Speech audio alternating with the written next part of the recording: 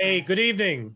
What's up? It's Adam Fitzgerald from the Darkened Hour. And with me today, geopolitical researcher, videographer, Darin Harvey. What's up, buddy? Hey Adam, how you doing today? What's going on? Hey, Not much, listen, man. we did a critique video, not much of a critique video. It was actually a video support, trying to reach out to Gene Laratonda. Mhm. This video is basically not so much about being a critic of Richard Gage, but like we've done before, like reaching out to Richard Gage, it didn't work. Guy didn't want to really reach out to us.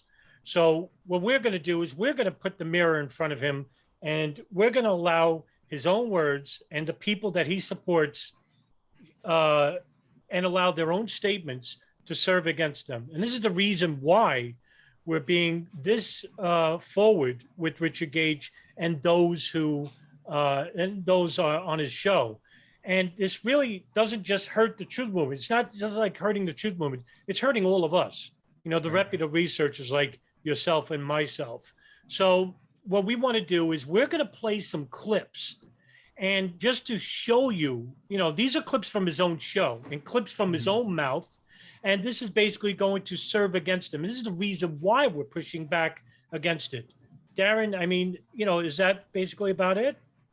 I think that's it, Adam. Let's roll it. Yeah, let's roll it. So the first clip is from Richard Gage's.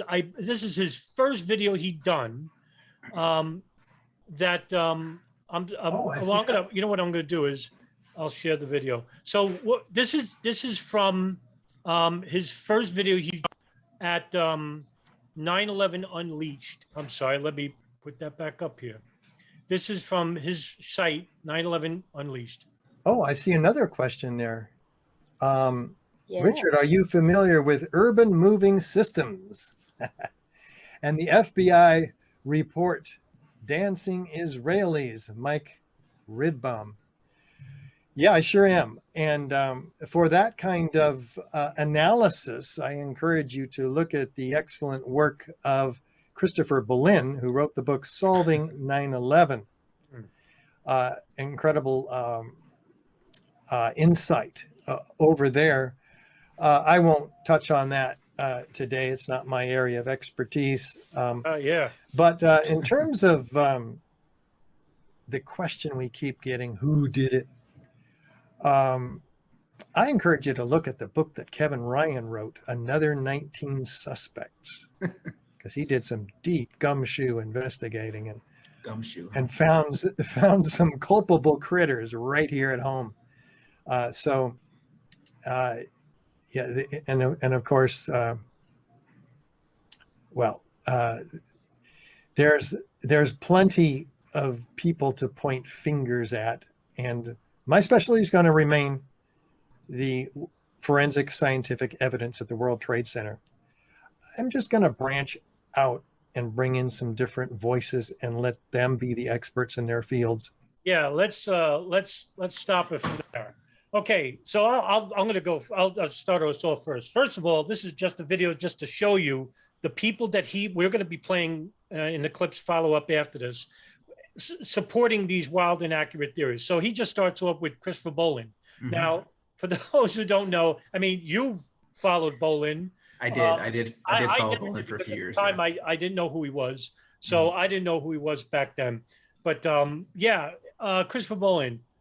The guy blames Israel for everything. Spilled milk, spilled cereal on the floor. This guy is Absolutely. Jew, all over the place.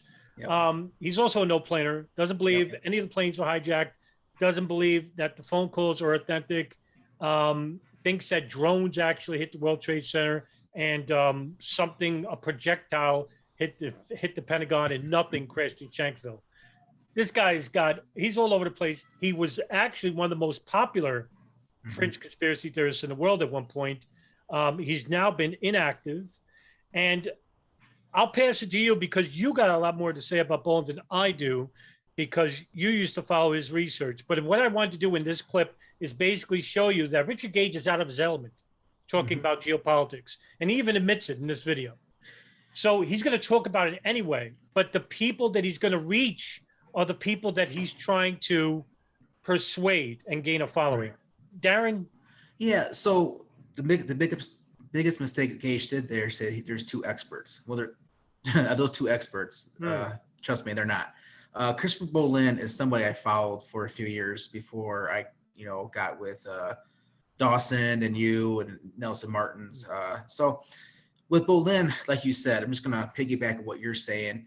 He's Jew. He's a no-planer. He believes drones hit the towers. Everything is Jew. Okay. So when I followed him, I was kind of like, does this guy have anything else besides just blaming Jews? Because I'm sounding like a anti-Semitic here. Yeah. I'm trying to research 9/11. I'm not trying to hate every Jew in the world, that had whatever type of connection with September 11th. Another thing too about him too is he believes that Khalid Sheikh Mohammed was a he had a imposter at Gitmo. Yes, so, that's right. That's right. Yeah. So Christopher Bolin. Yeah, Christopher Bolin. There's a reason why he hasn't been active for 3 years, and it's because he brings nothing new to the table. He's a no-planer. He's irrelevant at this point, and to even consider him an expert on 9/11 is a travesty. Yeah, listen, I can't agree. I forgot all about that. That's right, because I did a video based on that regarding Khalid Sheikh Mohammed's an imposter, and I think in the video I actually said that he has a nephew actually in Guantanamo, and that's Abdulaziz Ali, also known as Ammar al-Baluchi. And I'm thinking to myself, does Ammar al-Baluchi not know that it's an imposter and it's not his uncle? Like, right? Was he fooled everybody? Right? Right. Yeah. I think you said it best. We'll leave this alone with Bolin, and that's it, because this video is about Gage. But it just goes to show you that already in the video, Gage is supporting these people, and he has no concept about geopolitics. In his own words, you heard it, and he's basically supporting people who are propagating these falsehoods. You have to question why. Why is he doing this? Why isn't he mentioning people like Kevin Fenton or Nelson Martins or Ryan Dawson? Why isn't he talking about them? Well, there's a reason, and we'll get into that in a minute. Absolutely. So here's a second clip. Now, this second clip, basically, I'm going to just rewind it here. So the second clip is basically, from Richard Gage's interview with Adam Eisenberg. And so Adam Eisenberg, who claims to be, a little bit of background for those who don't know, Adam Eisenberg claims to be an employee of the old Regiment Guard in the U.S. Army that was there for the search and rescue or the cleanup of the Pentagon. But he didn't see the plane hit because he was in a barracks, and I forgot the name of the barracks he was at. But Adam Eisenberg claiming to have been at the Pentagon and saw no evidence of a plane crash and whatnot. So here's a clip of Adam Eisenberg describing about the engine. Just to kind of give you an example, I lean heavily on my experience. And so we all have seen the pictures. A lot of us at least have seen the major pictures that are up and on a lot of the websites. And we'll get to some of those shortly. But a lot of people just don't understand just how big these engines are. This is actually a Rolls-Royce RB211 engine that would be outfitted for a Boeing 757. Just to kind of give you guys an example of how big these things are. We've all, like I said, seen the pictures, and a lot of people say, well, that the hole, in that building, the Pentagon, that could logically explain a fuselage. But one of the things I've always been extremely interested in is, where is the proof of where these gigantic, very heavy, very large pieces of equipment, where did it hit the Pentagon itself? Because these things are very dense, and as you're going to see here pretty soon, on the far right-hand side, these things have a dry weight alone of 8,169 pounds. So to give you a little bit of perspective, according to mechanicbase.com, the average car in and of itself, a small car, so a Nissan to a mid-sized car, weighs anywhere from 2,600 to 3,500 pounds. This engine dry weighs about 8,000. And so they're very big, they're very large pieces of equipment. And so that's the one thing that I always kind of look for when I look at any Pentagon information. And that's a whole other topic of discussion in and of itself. This is actually a Pratt & Whitney engine in front of us. I believe this is the PW2000. But I just wanted to put some engine pictures on here just to highlight how big these are. You know, that handsome devil right there, I mean, he's probably around 6 foot tall, you know, so. Yeah. All right. What's the problem here, Darin? Well, the biggest problem here is you truly expect engines to survive. So we have to really think about what was going on here. Okay. 530 miles per hour. Okay. 77,000 pounds of fuel. Approximately. Going into a building. I don't know what you expect to be left. I don't care how much they weigh or big. There's not gonna be a lot. They get obliterated. There's pieces of the plane debris everywhere. I don't know how you expect engines to be intact. Okay. Also, too, I don't know if he brings up the fact that the right engine was also struck a generator before it hit the Pentagon, so it's already going to be part of the missing pieces and parts already. So this is the problem with the Pentagon, and the problem with that is we're talking about engines, which is fine. I had no problem with that. I think actually the fuselage should be the main thing we should talk about with the Pentagon, but that's besides the point. We need to talk about the 86 eyewitnesses that saw American Airlines fly into the Pentagon. I don't care about anything about engines and all this stuff. You're just trying to make a conspiracy. You're trying to make something that wasn't, you're trying to persuade someone to believe something that didn't happen. Okay. So my point is 86 eyewitnesses saw American Airlines crash into the Pentagon. Okay. And I get a lot of people who say, well, eyewitnesses don't matter, this and that. I just go back, well, how do you solve a murder? With evidence. Usually with murders, there's no video evidence of that person murdering someone else, right? So what does the detective rely on? Evidence, right? Weapons, blood, anything, hair, any type of DNA, right? Well, this is what we have with the Pentagon, and I really want to stress this because the Pentagon should be a non-issue. It's in my opinion, has the most evidence of any of the crashes. Okay, the witnesses, the debris, the DNA from the passengers. You have the flight data recorder. You have all of this evidence, but we want to talk about plane parts. You see the problem here, and this is what I don't get. Is Gage should be asking, like, what about the eyewitnesses? What about the plane debris? Maybe should interview someone like James Schwartz, who was there within 6 minutes. I mean, nothing against Adam, but he arrived, because we talked to him personally. He arrived there about 3:30, 4 o'clock. So he's probably not going to see much there, So that's who Gage should be talking to. Nothing against Adam, but James Schwartz should have been the person he should have called right away, because he was there, his team was there, and he could have told you exactly what happened.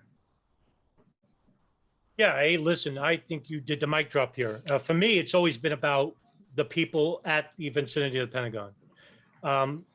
These are the same people that like to rely on eyewitnesses in the World Trade Center who say they heard an explosion. That means there were bombs in the building, right? Exactly. So I think there's a little bit of a discrepancy here.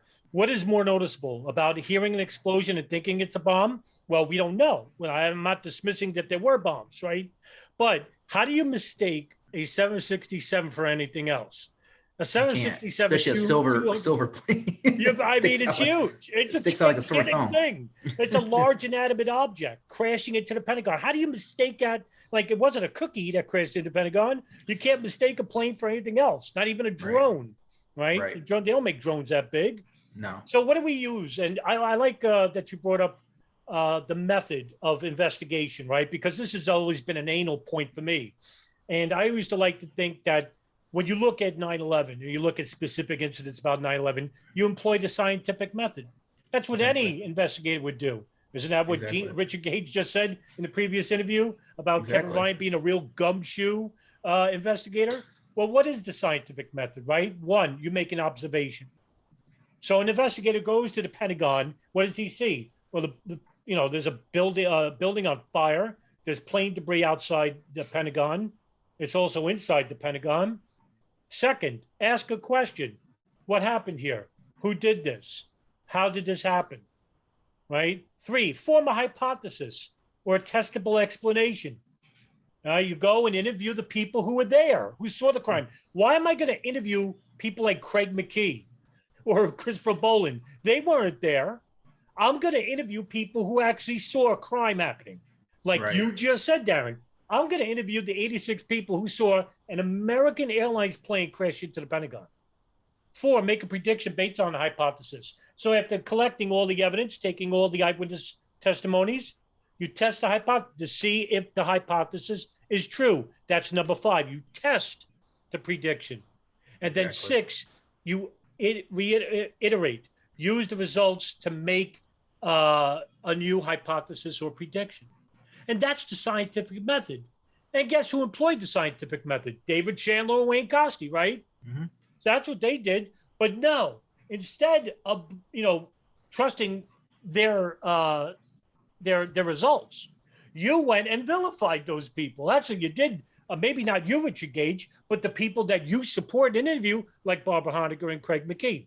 Now, as for where are the engines for Adam Eisenberg, I'm going to play a clip for you, right? This is a plane test clip that, I'm sorry, I didn't mean to play it right away. So this is a plane test clip that was done years ago. And this is what would happen to a plane crashing into a wall.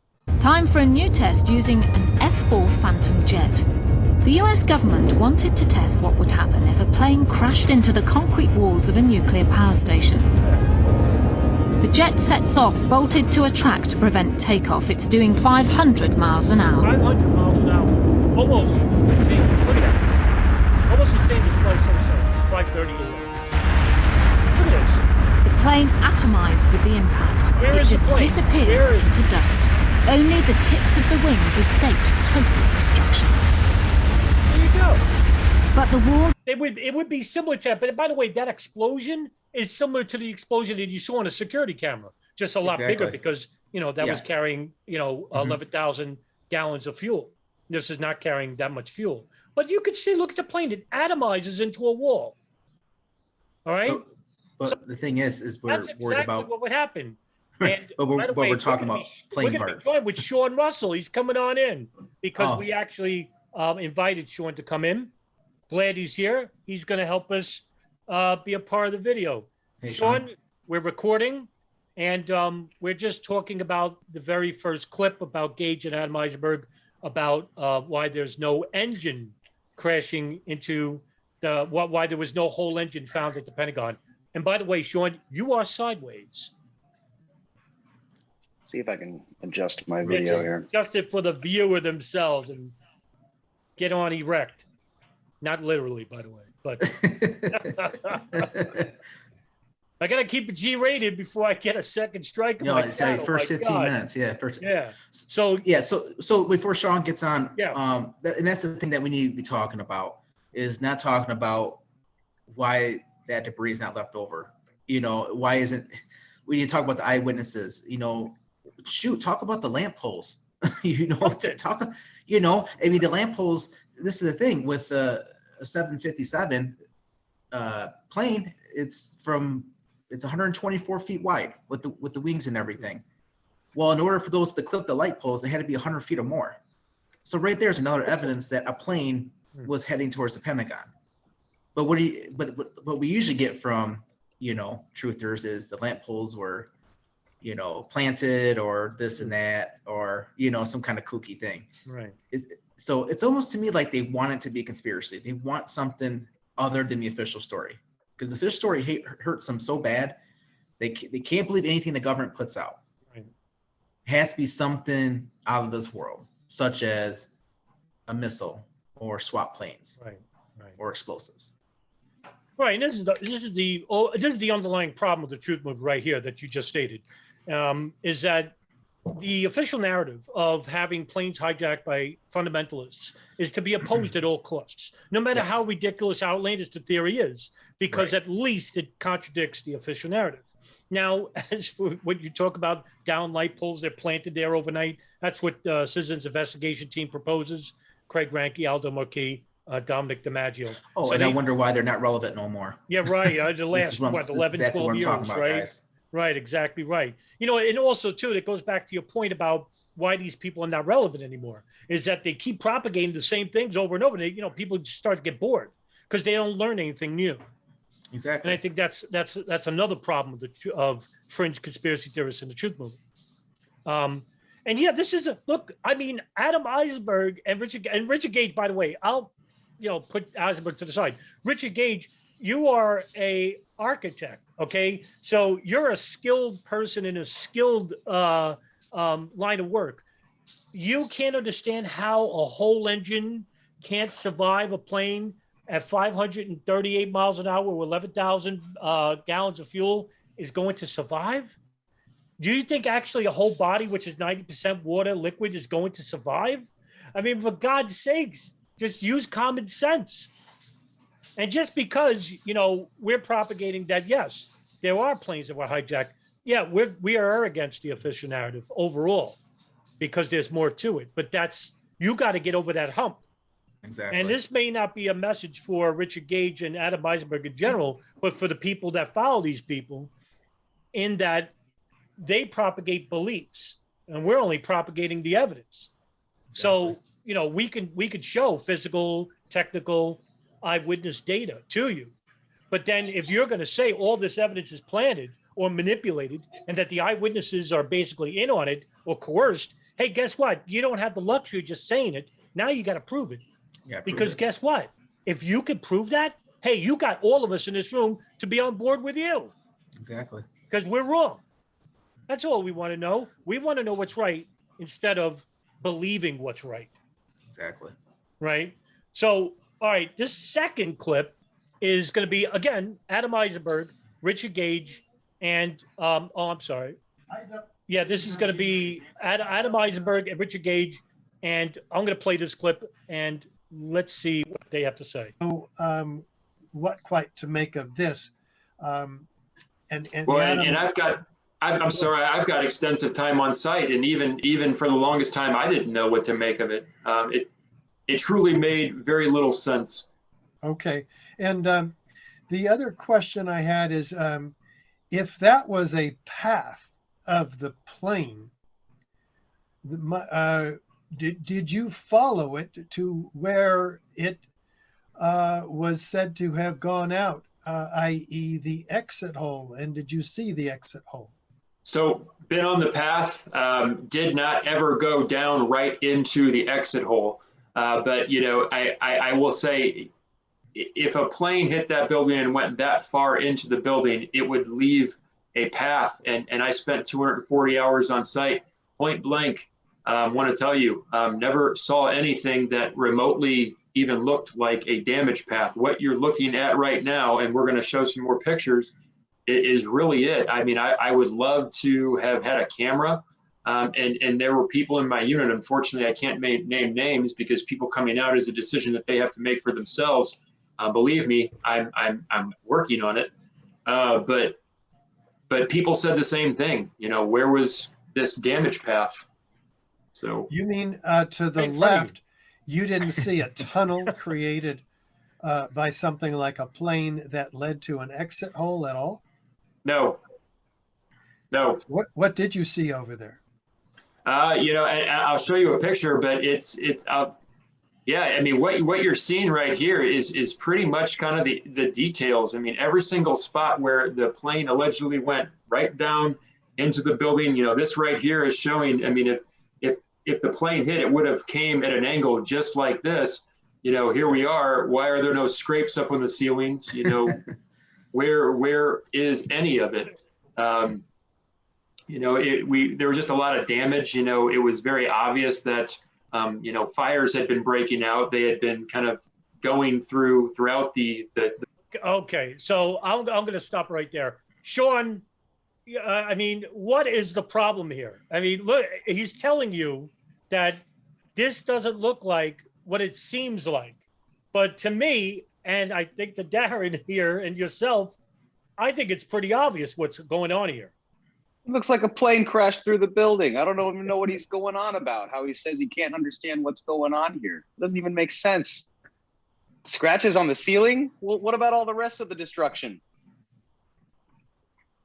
I mean, by the way, just by looking at this picture, if you didn't know what was happening here, I mean, all you have to do is take a look at the path of the damage, right? So, Absolutely. Darin and Sean, you can see for yourself. These are the beams that are holding up the building, okay?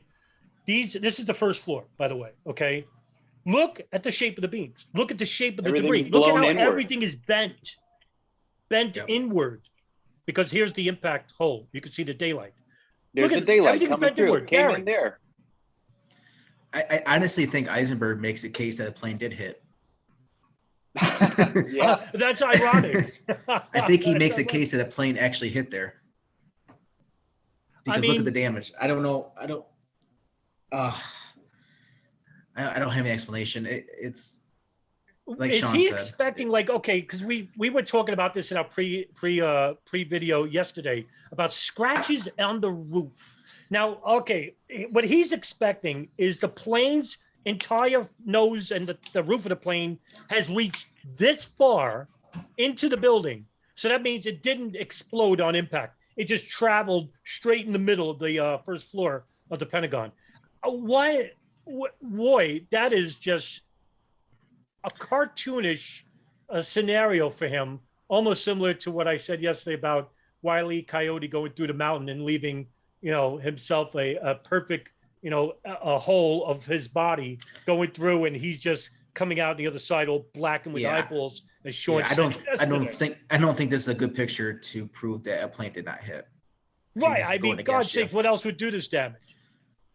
Exactly. And, I mean, you can see it's all bowed inward. And by the way, he does take care to mention that he was not in this area.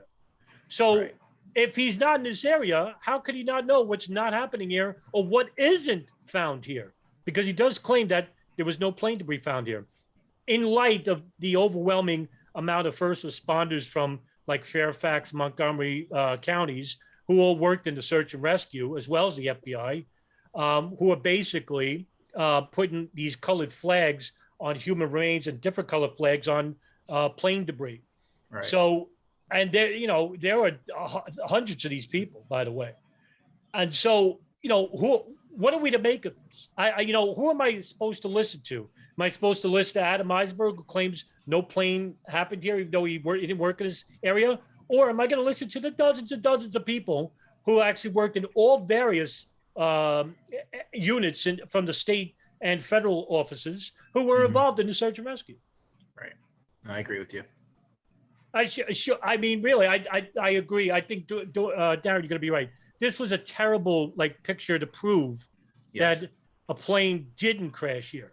Yes. I would have showed the C ring. the round hole, right? I would show the round hole over this. But then again, wouldn't that be a bad picture? Because there's a piece of the fuselage and landing gear right there too. I know. I know, but you might be able to get Gage to take the bait on that one. Right. You know what? It goes back to you raised a point before about why he didn't interview, people that were, certain people that were there and, in charge of all functions. I got lucky. And, I obtained an interview with James Schwartz, the Pentagon incident commander. And I'm the only person in 9/11, I guess, truth or movements or groups or whatever, what do you want to call it. I'm the only person to have an interview. Now, he's done lectures and he's done talks, but he's never talked to a person who's invested with 9/11 on a podcast before. And I'm like, really? You never? He goes, no, never happened. And let me just play a clip for you guys just to show you why nobody reached out to him. And that's because of the following. So what I'm going to do is I'm going to play this clip. And this is from a lecture he did back in 2015 at I forgot, it was in Virginia. But I'm just going to play the clip. And this will just show you the problem of why nobody spoke to this guy. The images taken from the security cameras on the west side of the Pentagon at 9:37 in the morning on September 11th. Now, of course, this comes following both of the airplanes in the World Trade Center, but ahead of the Shanksville crash. I will tell you, and I'll show you images that will hopefully, confirm in your minds that this is in fact a passenger jetliner. There are still people out there who believe that this was something else. In fact, it's not too hard to find on the internet a call for my arrest. Some of these theorists have written letters to just about every member of the United States government saying that my FBI colleague, who was part of our command, and myself are complicit in the deaths of 184 people, and that we should be tried for a variety of things. Right there. Wow. Now, when I interviewed him, and he gave me a little bit more detailed background on that. So back in 2000, and I think it was 6 or 7, he started getting letters from people from the truth movement, by the way. These fringe, not everybody in the truth movement believes in these fringe conspiracies, by the way.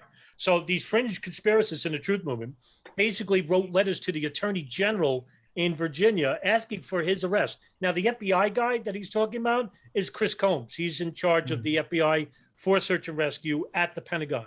So they were calling for their arrest. Not only that, James Schwartz told me something I had no idea, is that they tried to sue him in court, him and Chris Combs, as well as Dick Cheney, George Bush, and everybody else, saying that they were complicit in hiding evidence of something else happening at the Pentagon. Now you know why nobody talks to these people.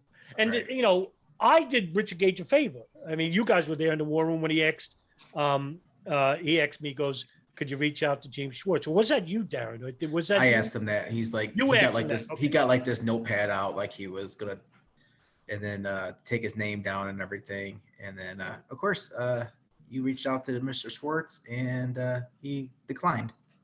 Yeah, he did. Well, he found out much about Richard Gage online, Yeah, and can't exactly. say that I blame him. I mean, my God, Sean, I raised my hand. I don't even know what to think anymore.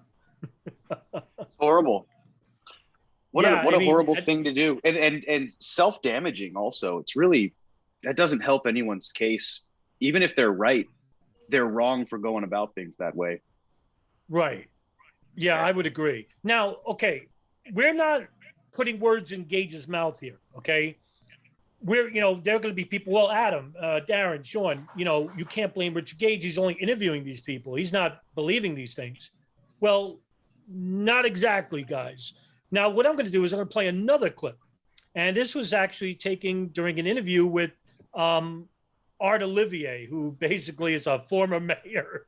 I don't even know Art Olivier. I gotta blame Nelson and Ed for actually Nelson Martin's DJ Thermal Detonator, our Lord and Savior of 9/11 research. So he told me about Art. I had no idea. And I said, I'll never forgive you for this. So Art Olivier is somebody who wrote a film. I forgot the name of the film. Darin, do you know the film? No. John, he did a film. It was so bad, I can't remember. Yeah, it was a film's name. film. So he doesn't believe a plane crash in Shanksville, the Pentagon, and whatnot. But this was during an interview that he did, Richard Gage, and I asked a question, and the question went like this. I told Richard Gage, if there are no hijackers on any of these planes, then the NSA, the CIA, the DIA, and Israeli Mossad, and Saudi JID, who are actually monitoring these people, these operations don't exist, because who are they following if there's no hijackers, right? Exactly. Okay. Richard Gage specifically answered that question to me, but I'm going to take the whole clip because Art Olivier actually answers the question, but doesn't really answer the question. So I'll just play the clip. Here we go. If there are no hijackers on planes, that means the CIA, NSA. Oh, I'm sorry. I forgot to share the screen. Now I look There you like me. When you're 52, you start getting dementia. I can't wait. He says if there are no hijackers on planes, that means the CIA, NSA, and the Israeli Mossad on the Saudi and the Saudis were not monitoring the hijackers. So who do we blame for 9/11? By the way, there's a plane there. So Art, I'll let you take that first, and I've got some comments on that one. So the intelligence agencies. So it was, from my research, all intelligence agencies work together. Disagree. And so I think you know, in the movie, of course, we have the CIA takes the lead role in the 9/11 attacks. Just to add to that, first of all, he's wrong. All the intelligence agencies didn't work together, and that's another reason why 9/11 was allowed to happen in the first place. Because the NSA didn't share everything with the CIA or the FBI. The CIA didn't share everything with the NSA or the FBI or State Department. And the State Department and FBI basically had vague information from everywhere. So nobody was sharing information with everybody. And the information that was sharing was kind of vague and didn't help anybody. So right off the bat, Art Olivier is wrong. Right off. We know that the FBI was a little bit involved. One of the scenes that we have in the movie was when the FBI agents in Minnesota started getting suspicious of this,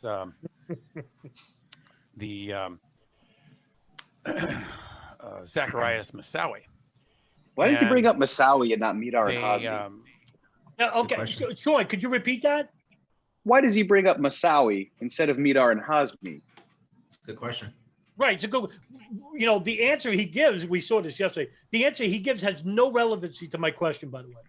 None whatsoever. None. Started making connections into some of the other terrorist attacks, and they didn't want, the FBI headquarters didn't want Zacharias Moussaoui to be arrested. And no, that's not true. Darin, what happened here?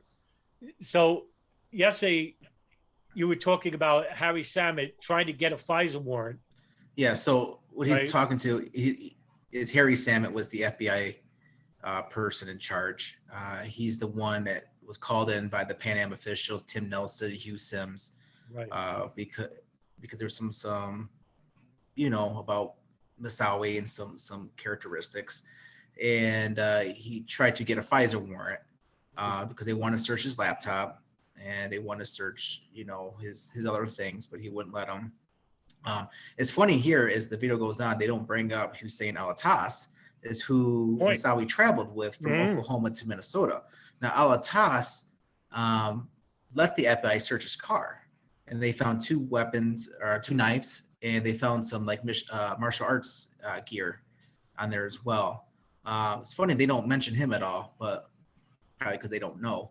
But like I said, Samet tried to get a FISA warrant. It was blocked by the RFU unit with Mike Maltby, Marion Spike Bowman, and Dave Frasca.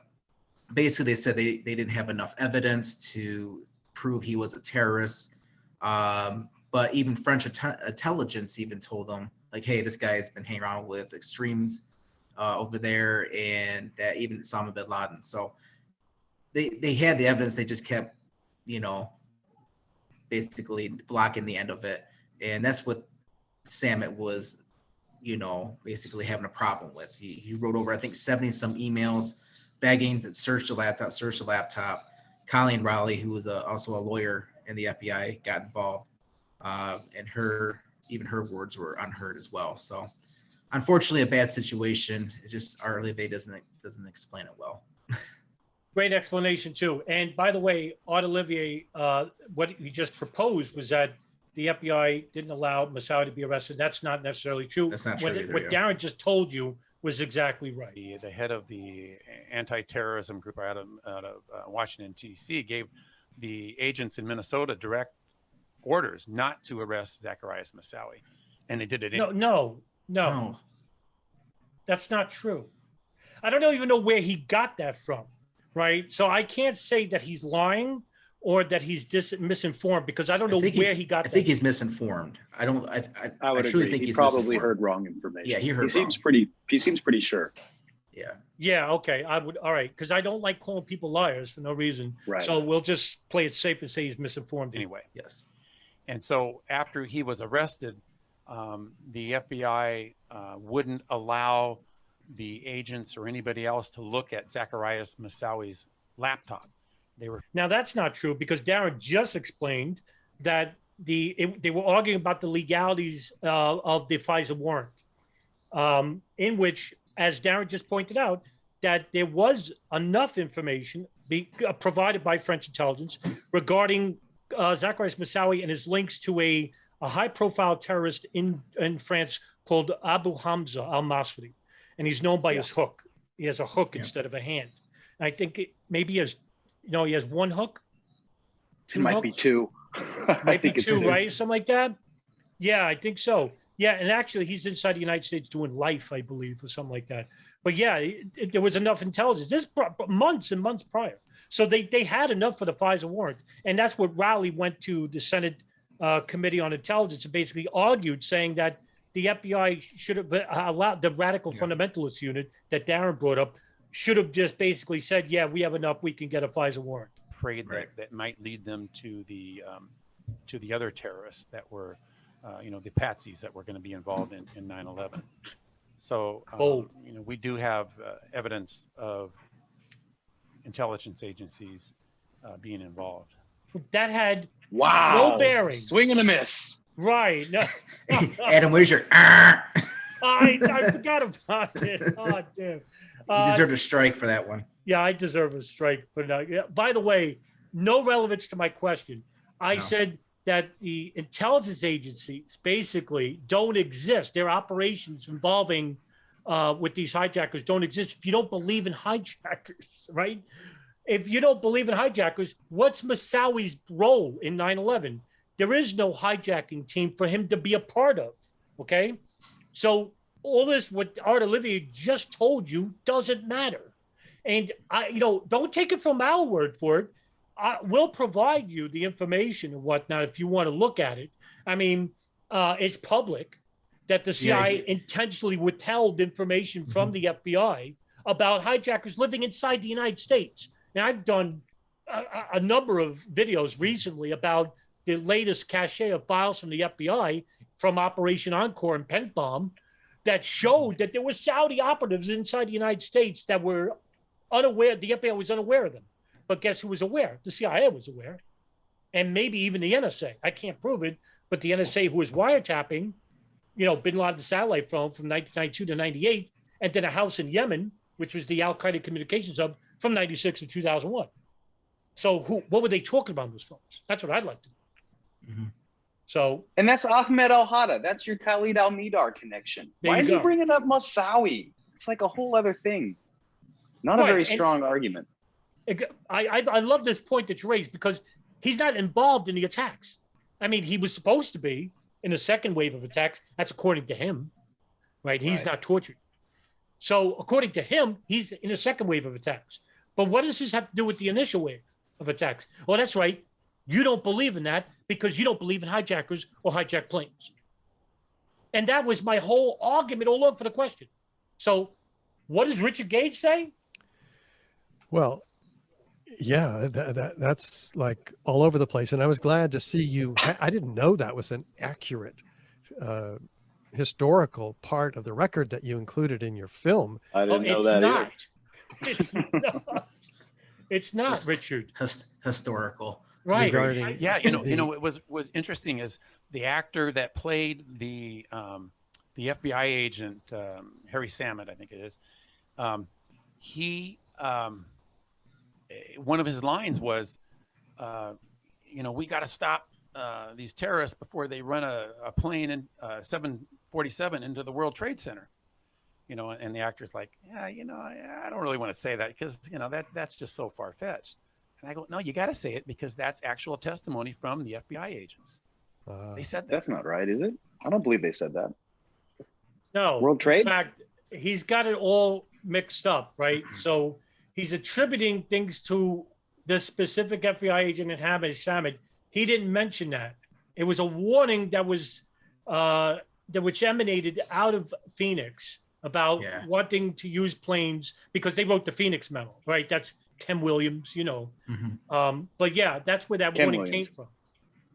And on the forward of the letter of the Phoenix memo, it went to Minneapolis, New York, Dallas, a number of different headquarters. But it was like 10 different headquarters with specific names involved that this letter had went to. And so that's where this warning came about. So I don't even know if Art Olivier is like knowledgeable about the Phoenix memo. So I can't say he's doing this intentionally. He's wrong. I'll agree with you guys. He's just misinformed. Yeah, That's you all. did include that. So, so my comment on this is the 9/11 Truth Movement does not need authentic hijackers on the planes in control of the planes.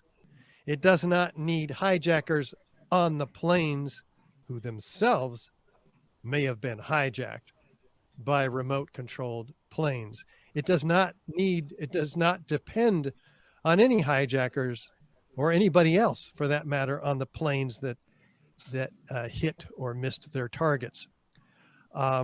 There's plenty of proof of remote control technology, as you. No, there's no proof that they were on the planes. Now, look, I'll agree with you that the technology existed pre 9/11.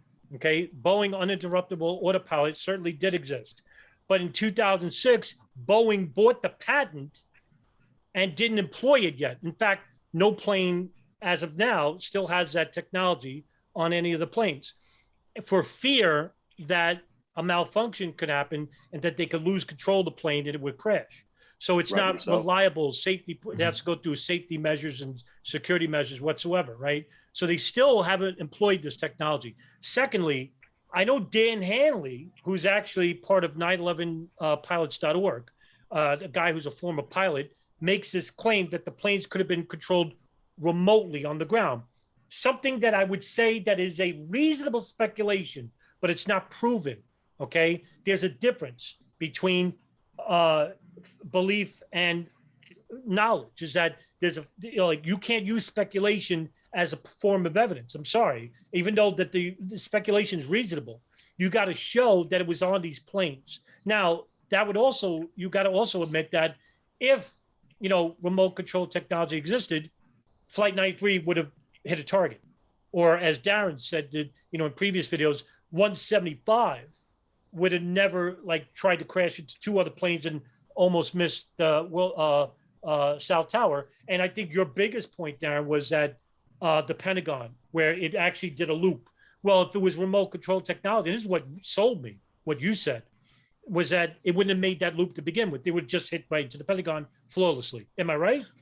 Yeah, correct. And going back to 175 is you got to think it almost collided with two airplanes. I believe one was Delta 2315, and this is from Nelson's film, the Boston Logan Airport cover up. And I think the other one was like Midwest Express 7 or something like that. They interviewed the passengers afterwards, and they were scared to death. They thought they were going to hit Flight 175. So, and you got to remember too, Flight 75 almost missed its target. Listen, I'm not going to say absolutely not, but I think the evidence proves that it didn't have that. They were not using uninterruptible autopilot system. Right, and there's definitely more evidence against than there is. There's no evidence for it. Yeah, and you know what? That's where I think in Hanley's defense, if he's going to make the claim that could have been, as long as you're clear that could have been is the case that you're making, I think a lot of people get the notion that it was used. And it's because of a sort of speculative argument on Hanley's part that it could have been. And other people are interpreting that as that it's for sure, when there is no evidence that there was. And as Darin has pointed out with those great topics that he brings up about the planes almost missing. And how about, wasn't it Flight 93 was really far away from a target for a good time before it turned around and went towards a target? There's so much evidence against it. That's a good point, Sean. That's a good point. Yeah. I also too have called out Dan Hanley on social media about it and asked him numerous times, like, hey, if you believe this, can you explain these? What I'm trying to, these speculations you have. Can you explain, hey, why did Flight 77 do what it did? Why did 175, almost miss its target? Flight 93 crash. He never responds to me. So I would think if you're promoting it, he would want to say, hey, yeah, no, I can explain this, but he wouldn't do it. So. Right. And that's, to me, it's a big red flag. I mean, why wouldn't he want to explain to you about how this technology could have been implemented on these planes? So to me, I mean, I'm going to leave it open for now. Maybe he'll reach out or not. But again, I'll ask you two guys, Darin, Sean, what made Richard Gage the arbiter of the truth movement, where he could declare and say that the truth movement as a whole, and he's represented the truth movement here, basically saying that we don't depend on hijackers, when that's not true. I mean, there are people in the truth movement that know the planes were hijacked. So, I mean, this is a very, bold declaration he's making, don't you think? Yeah. Very, very authoritative Yes. is the tone coming across. And I disagree. The strongest argument, what is our most advancement in a legal case is Kreindler and Kreindler for the victims' families against Kingdom of Saudi Arabia. And that's because of the direct links with the hijackers. Mm-hmm. Yep. Yeah, that's a great point. But he keeps digging. Yeah, go. No, I just want to say about authentic hijackers. I don't know what he's trying to get by that, but what I'm trying to say is he must think the phone calls are fake.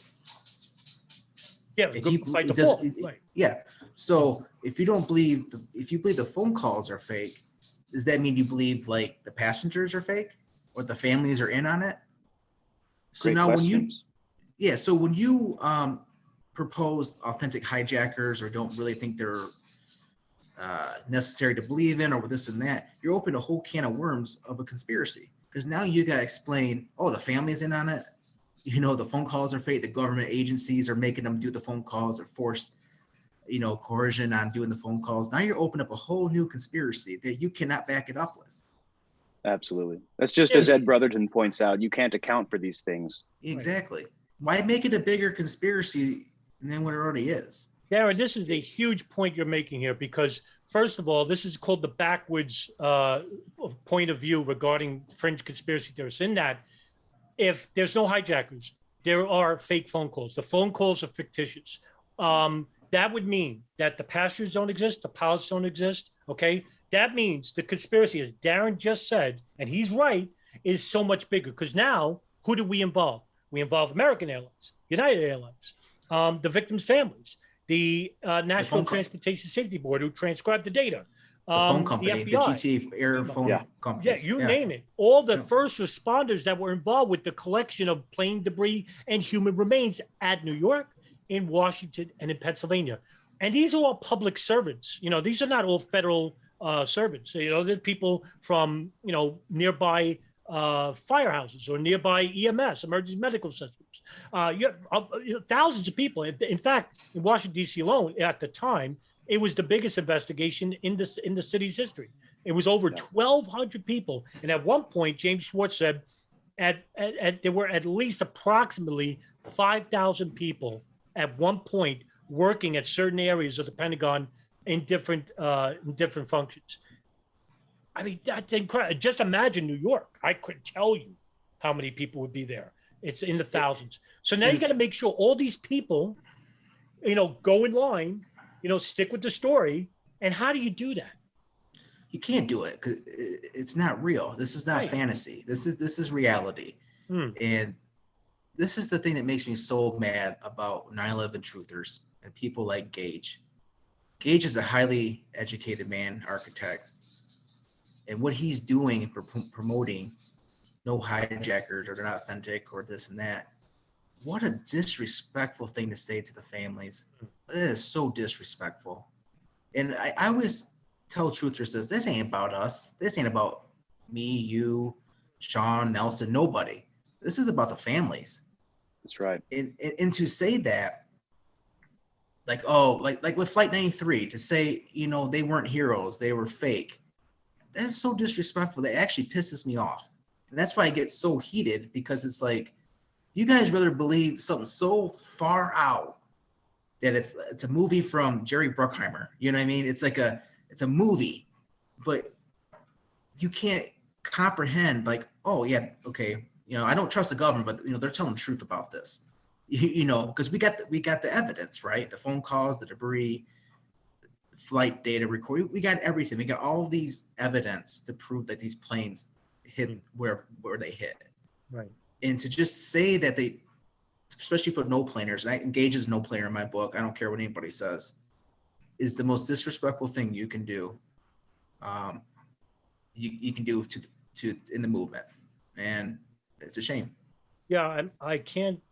There's nothing more I could add to that. So, he doesn't reach a new low. He keeps going. So let him talk. Showed in your film, but as many other researchers, including Aidan Monahan, who will be our guest on Thursday in 2 days. Yeah. So there was about a half a dozen of the terrorists that ran these planes into these buildings that came out after 9/11 said, no, I didn't do it. Oh my. Okay, Man, You guys can have that one. Okay, now I didn't plan on doing this, but what I'll do is I'll share the that meme that Nelson made and he sent to me a while back. And that's a great meme. Yeah, this is it's such an important informative meme that I'm going to share it because I want to show like people who are watching this video that it's not living hijackers. It's people who have a similar sounding name to the hijackers. So here, for example, Saeed Al-Ghamdi, the one that was coming out to the press was, I'll even blow it up more. Saeed Al-Ghamdi, he's actually alive in Tunisia, he's a pilot. One in particular that's on the BBC front page, Walid al-Sheri. Well, this is different. It's Walid Ahmed al-Sheri. One thing about Arabic names is that they have similar sounding names. Yeah. Okay. So he had a brother, Wael al-Sheri. Well, he basically, by the way, the father even admitted that both of the sons are dead and that the last time they heard from them was Afghanistan in 2000 and that they were leaving for Afghanistan. Never heard from them again. Another proponent, a huge name, Abdulaziz Al-Amari. Well, there is an Abdulaziz Al-Amari. There's two of them. Abdul Rahman Al-Amari, who came out to the BBC and said he was alive. Yeah, he's a pilot, Saudi Arabia. Notice the different name, Rahman, Abdul Rahman, Abdul Aziz Al-Amari. Well, there is an Abdul Aziz Al-Amari. He's alive in Saudi Arabia. Do they look alike? Nope. I mean, this is who the BBC reported on. All of these people here, except for, Khalid Al-Midar. Look, R.S. Al-Midar. I mean, nothing looking like this guy. Nothing. So, Are these the men on the airport security video? No, very obviously not. Yeah.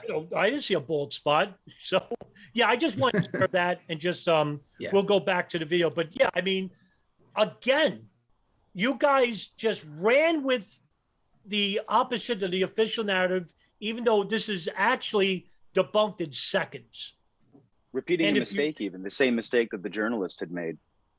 Right, exactly, because they actually saw the name and said, well, wait a minute, now there's something wrong, not knowing that they have similar sounding names. Just so that you didn't take my word for it, I just wanted to show you. Yeah, they're interviewed on the BBC. How can they come out and say they didn't do it if they were suicide, Yeah, okay. Here's a common sense question. Why ain't the Truth Movement interviewing currently?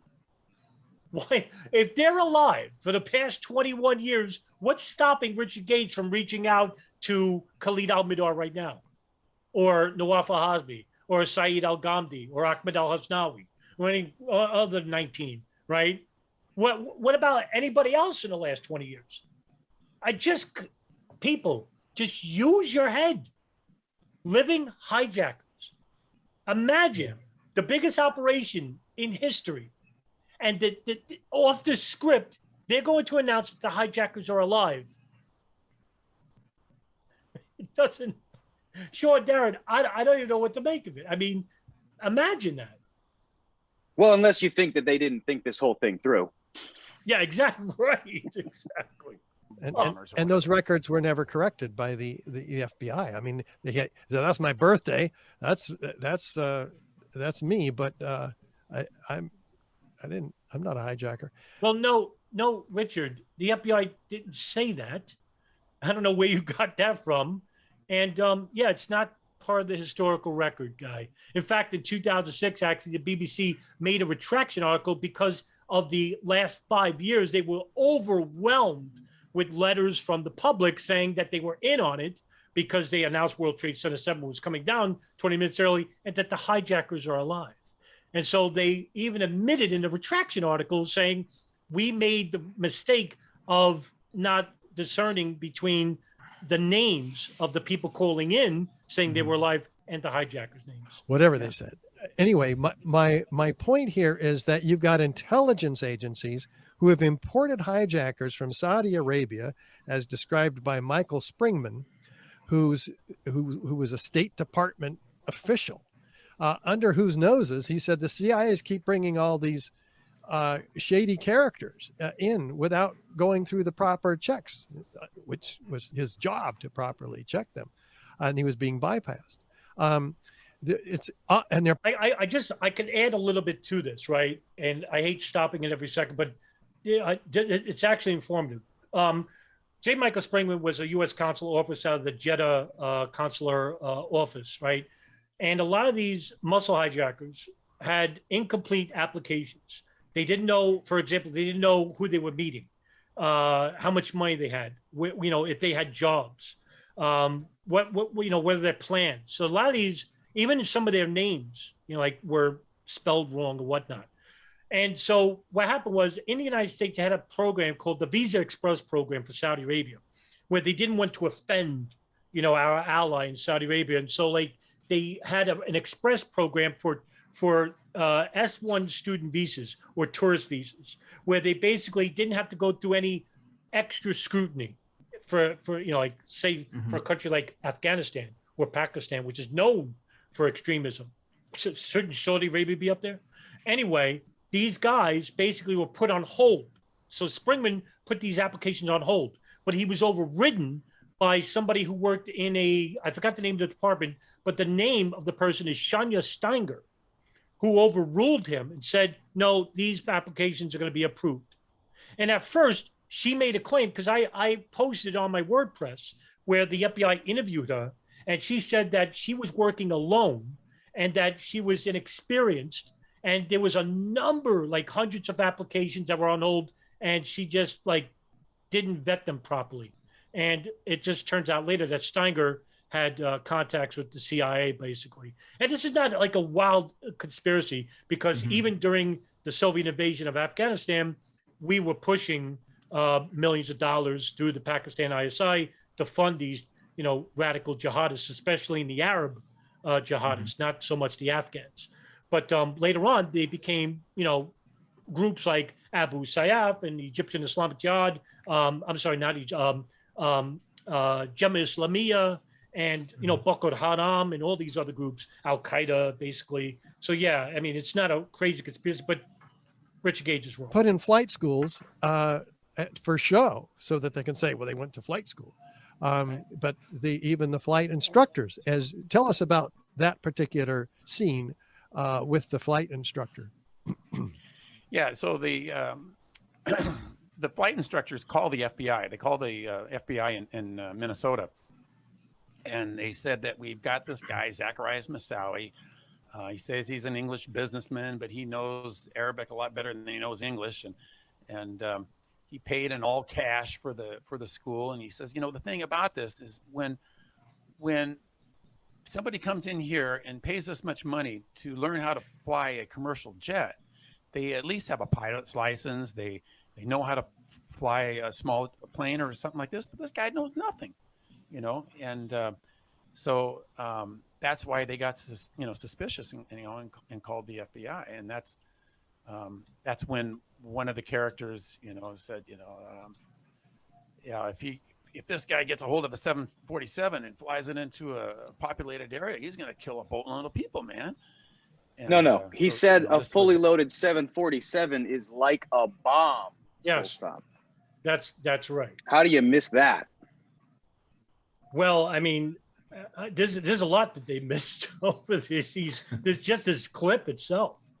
Actual testimony from the FBI agents. And then those FBI agents went after Moussaoui. They arrested him against the order of their boss in the FBI, and that's all accurate, and it's included in your film, right? Well, no, that's not accurate, Darin. I mean, you explained it, but yeah. I mean, oh my God, no, nobody said don't arrest him.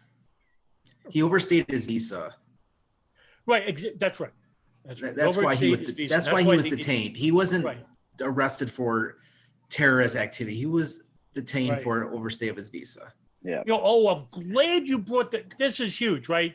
So yes, he wasn't arrested. He was detained for overstaying his visa. That's correct. That's right, because he wasn't arrested for a crime yet.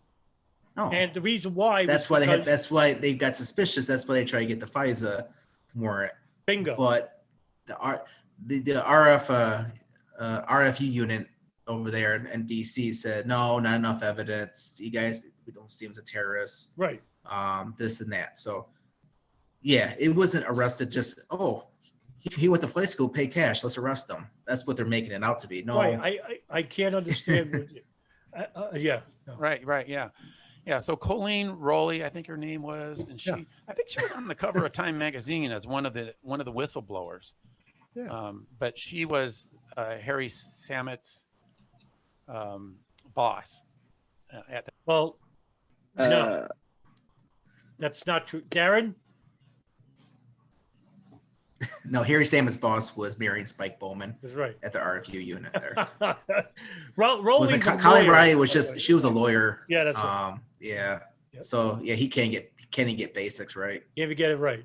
The time when that the arrest of Zacharias Masawi was going on. And who's Harry She's Stamets? not the one that told him not to arrest him. It was the headquarters in. Who's Harry Stamets? Stamets. Harry the actual Stamets. agent. Harry that, Stamets. Zacharias. Harry Sandwich. And Colleen Rowley was his boss? Colleen, yeah. Mm-hmm. Wow, I didn't realize that. Right. Okay. So anyway, and then you got Hani Hanjar, who was at another flight school, who failed Cessna flying school. And all of a sudden he's able to do this incredible maneuver with the 757 flying into the Pentagon, descending 8,000 feet in 3 minutes in a corkscrew turn. Which, by the way, we did a video on this before. It wasn't that hard. It wasn't that hard. No, he basically turned a plane around. It's like turning a car. He turned a plane around. Right. How is that hard? I don't understand. But my point here is that you have intelligence agencies setting up patsies who didn't even need to be on the planes. You can just provide whatever proof you want that they were. And even if they were, it doesn't matter because they're controlling the planes, they're controlling the patsies. The official story does not, the official story depends on the hijackers being in control of these planes and on them. But the 9/11 truth movement does not depend at all. We're not blaming the hijackers. We're blaming the real perpetrators. Yeah, and that's right. Okay. All right. Yeah. So we're not blaming the hijackers. Well, who killed all those people, Richard? Fake planes? Come on, you idiot. I'm sorry. Come on. Who killed those people? It was the hijackers. That's You're gonna, oh my God. Right. Listen, you're going to make a charge like that. If you're not blaming the hijackers, if you're going to say the state is involved or the deep state or Illuminati or whatever. Give me names. Yes. Give me suspects, Richard. You better. You don't get Give me this. something. Listen, you don't, give me something. Hmm.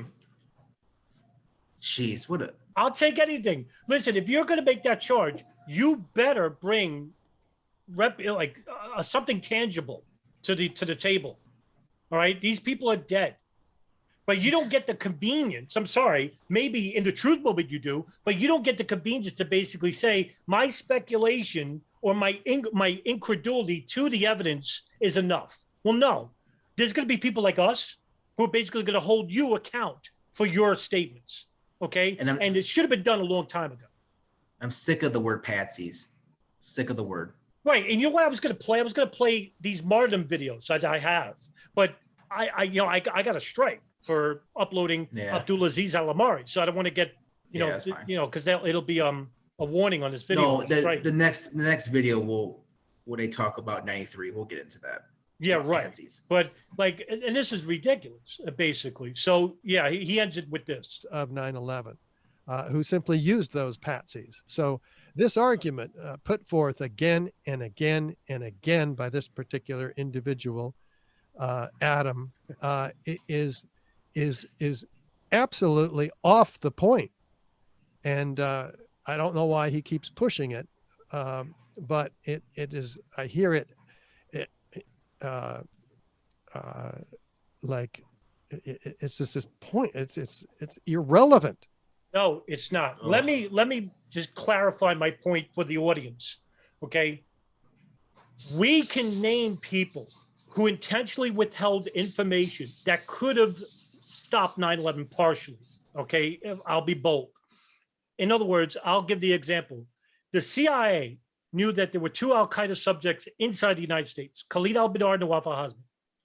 They were involved in some level with the bombing of the U.S. Cole and the 1990 East Africa bombings, and they served in the Chechen War. Okay. These guys were legitimate al-Qaeda members. The CIA knew about their existence, and they knew that they had U.S. visas. They knew they were coming to the United States. Now, the information was shared to them from Malaysian authorities, which was faxed to the Alex station, which is the Bin Laden issue station, codenamed Alex station. And the FBI, who were working there, like Mark Rossini and Doug Miller, saw the cable first and said, wow, we got to inform our headquarters in Washington about these 2 guys so we can get a monitor, like a detail on them. But they had to get authorization from the CIA because it's CIA information. What did the CIA do? Well, Deputy Chief of Alex Station, Tom Wilshire, told Yemen Chief Michelle Ann Casey to please hold off per Wilshire about sending the information. So the information wasn't sent. So Mark Rossini, who I've interviewed, basically said, hey, why are we sharing this information? These are al-Qaeda bad guys involved with 2 terrorist incidents. We got to inform the FBI. And what he was told by Michelle Ann Casey was this: it's not an FBI matter.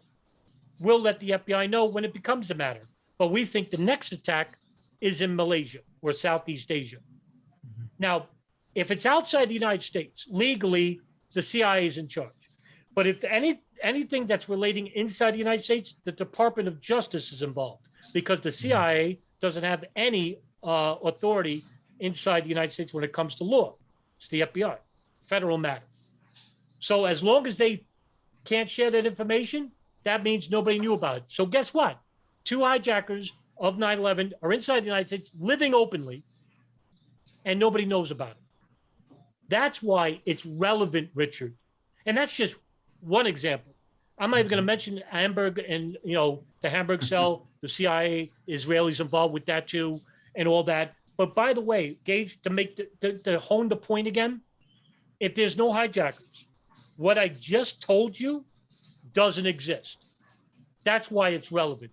And that's why your answer is the reason why we're doing this video. Do I need to say anything anymore? No. I could go to the next point. All right, so by the way, for those who don't think that Richard Gage doesn't believe a plane hit the Pentagon, he did this video in 2009, which was a Discovery hour-long topic about what happened at the Pentagon. And in this video, you'll see there's Dylan Avery from Loose Change, one of the producers. This is Richard Gage in his prime years. And over here to the left, which you can't see yet, is David Ray Griffin. Test is successful. Truthers may not be convinced. There he is there. Richard Gage finds the Pentagon aftermath pictures too confusing to use in any evaluation. So whether an explosion made that hole or some flying device made that hole, I don't think you can make a relevant conclusion based on looking at the hole. Why can't it be both? End it right there, okay? I can end it right there. What is Darin, Sean, help me out here. What the heck? Go ahead, Sean. Well, regarding the Pentagon, it's pretty cut and dry, in my opinion, because people like Ken Jenkins and Wayne Costi they've looked at all the evidence and everything corroborates. Obviously, a plane hit the Pentagon, and it's not even a big mystery. And we'll hear Gage is asking about how it needs to be one thing or the other, something flying or something exploding, but the fully loaded plane is flying and it's going to explode when it hits. It's almost like we're trying to avoid any kind of coherence with some of these things. Does it need to be said, as Darin stated earlier in this video, we have 86 people that actually saw a plane. That's it. Now, if you're going to say that these people were wrong, or they're coerced, or they're in on it. Well, I don't want to hear what you think. Now you have to prove that they were doing that. Okay. And if you're going to say that the plane debris is planted, I mean, you can't just have the luxury of just saying it without proving it. That's a remarkable charge, and you better have remarkable evidence for it. And this is the problem with people like Richard Gage. He could basically say all of this without being challenged because nobody challenges him. I mean, the only people that challenged him were David Chandler, Wayne Costi, and Ken Jenkins, and look what happened to them. A large percentage of the fringe conspiracy movement in the truth movement vilified them, sent them death threats by email, told them they were shills. These are the people that helped build the truth movement. So I think there's a part of me, I don't know if you agree with it, Sean and Darin, that Richard Gage knows that and doesn't want to be vilified because the people he's trying to reach is where, and I'll play that last. Yeah, but, I agree. Yeah, I think that's the case with Richard Gage. And by the way, you brought up a great point yesterday about, here's a architect who doesn't know whether a plane had actually impacted the Pentagon because of a lack of plane debris and that the explosion didn't take place. It doesn't look like a plane. I mean, how do you make that assumption as an architect, a skilled man? I just don't get it. So I just wanted to let his own words prove to you that, yeah, he is a no plane.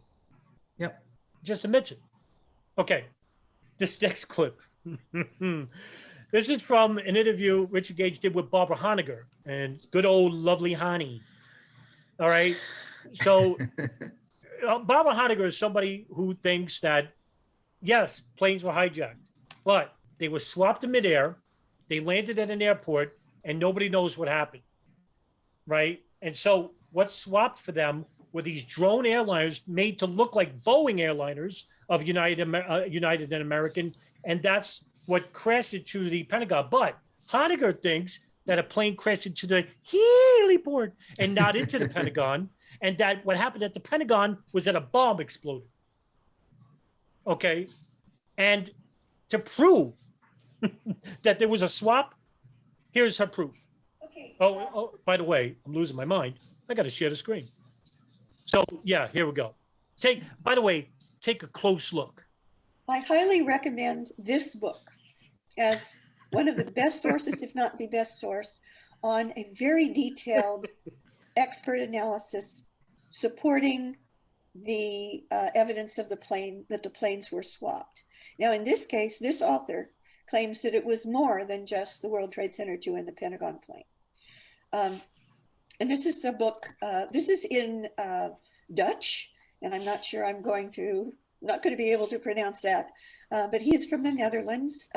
That is his pen name, Dick Kalk. That is not his actual name.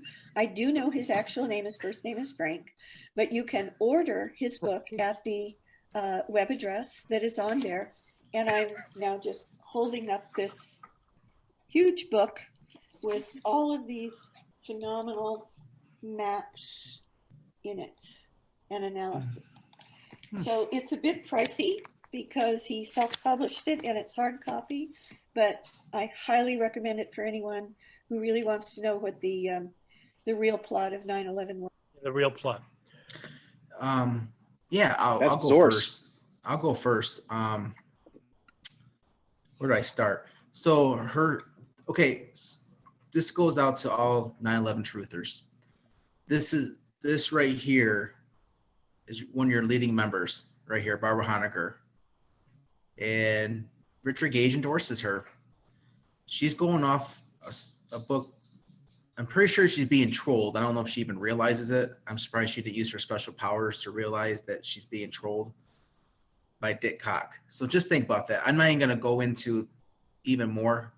I think that's self-explanatory for people with common sense. She's being trolled.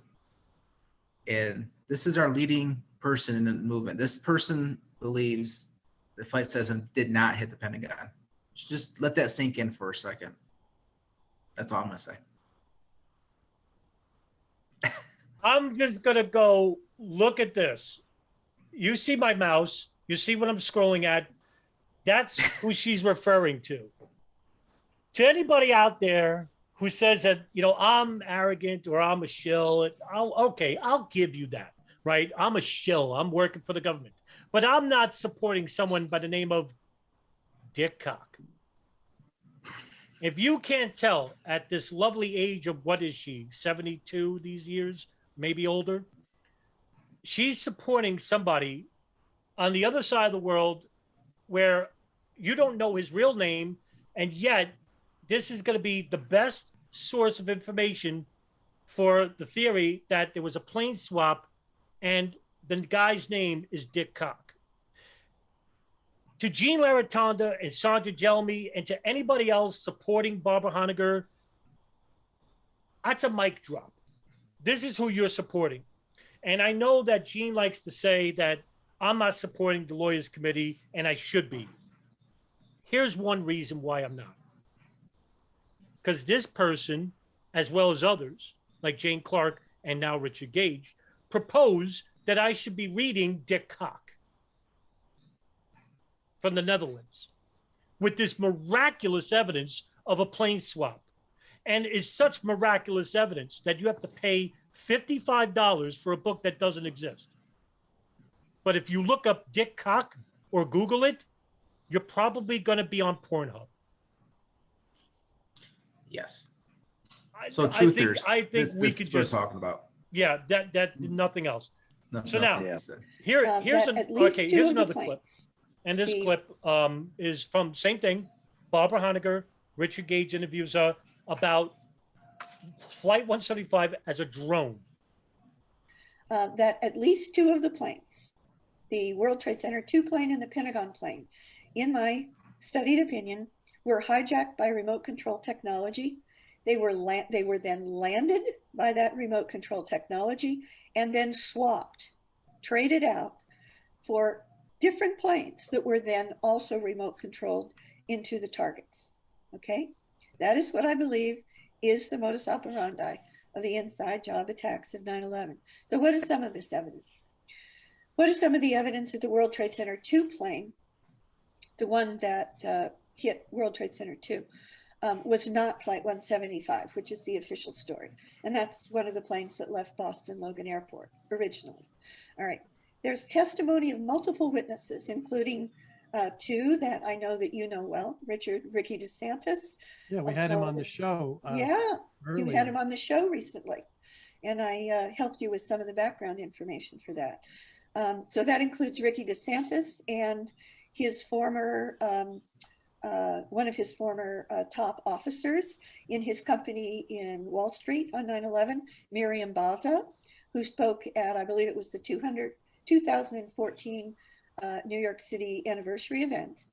And there are other witnesses, but they are two of those witnesses who've gone on record that the World Trade Center 2 plane was gunmetal gray. It was completely gray. There has been a professional digital analysis of what appears to be a pod at the bottom of the fuselage of that plane from the video. And of course, a pod under the fuselage is not part of any commercial airliner at all, as definitively being a true physical object. In other words, it's not just a reflection or some kind of artifact of the video. And that has been done by one of our colleagues in our Europe 9/11 group. Woof, woof, woof. Amazing work in the Europe 9/11 group. Okay, I'm going to just share a picture, okay? Yeah, please and do. You know what? It's just like, this is embarrassing. First of all, she basically says, you know, the evidence, the eyewitness reports are saying that it was a great plane. Now, do I need to remind everybody here what an American Airlines plane looks like? This is what it looks like. Remind us, please. This is what Wow, it looks like a great plane to me. Incredible. I mean, a sterling investigation, right? This is at least, this is dark blue underneath, dark blue. Now this is, I wouldn't say dark gray, but like a very solid gray, for example. I'll just say that, solid gray. Now just imagine 110 stories up in the World Trade Center. All right, but this is the South Tower. So what's that? The 83rd floor? 83 floors up. How many feet is that? I couldn't tell you. A couple of maybe close to 800,000 feet up in the air. All right. Planes going 500 miles an hour. All right. I think it exceeded that. So I'm just going to say 500 miles an hour. So you're basically just going to see milliseconds of this. What do you think that's going to look like? It's going to be pretty quick, almost like a blur. Yeah, I would think so. Now, Pretty quick. I'm going to show you another picture, right? I took this picture, I blew it up so that, you know what? I'm just going to blow it up here and share it. And you could take a look. This is the best shot of 175, right? Here's the dark blue. Now you can see these white lines here. That's the sun glare, right? Sun glare here, here, here, here. You can see it. Look, you can see on the buildings too. Sun is right to the west. Where's the pod? Oh, there's no pod. I don't see anything. Like No. Here's another picture. There's another picture I took. And it's blurry, but I mean, I'm blowing it up here. There's no pod. It looks like the engines have the same reflection. Does that mean that it's got missiles on both wings? Probably. Listen, you know, I mentioned this before too. I found out the guy's name. So Stanley Pramath, who is one of the few survivors Yes. to survive the point of impact and above. He was working for Fiji Bank. And I use this guy as an example. If Flight 175 shot a missile, Stanley Pramath is dead because he basically has testified numerous times over the years that he saw the plane coming, hid under his desk when the plane impacted the building, 1 floor above him. Okay. By miraculous, he survived. And the only reason why he survived because another guy, Brian Clark, heard him yelling, and Brian Clark, who basically worked at Fiji Bank, helped them out, and they both survived. I think there's only 11 people that basically survived the South Tower above the impact, or where the impact happened. So shouldn't they be dead if there was a missile shot? Sean, Darin, common sense? Well, I think common sense is going to just try to talk common sense. Why would you even need a missile?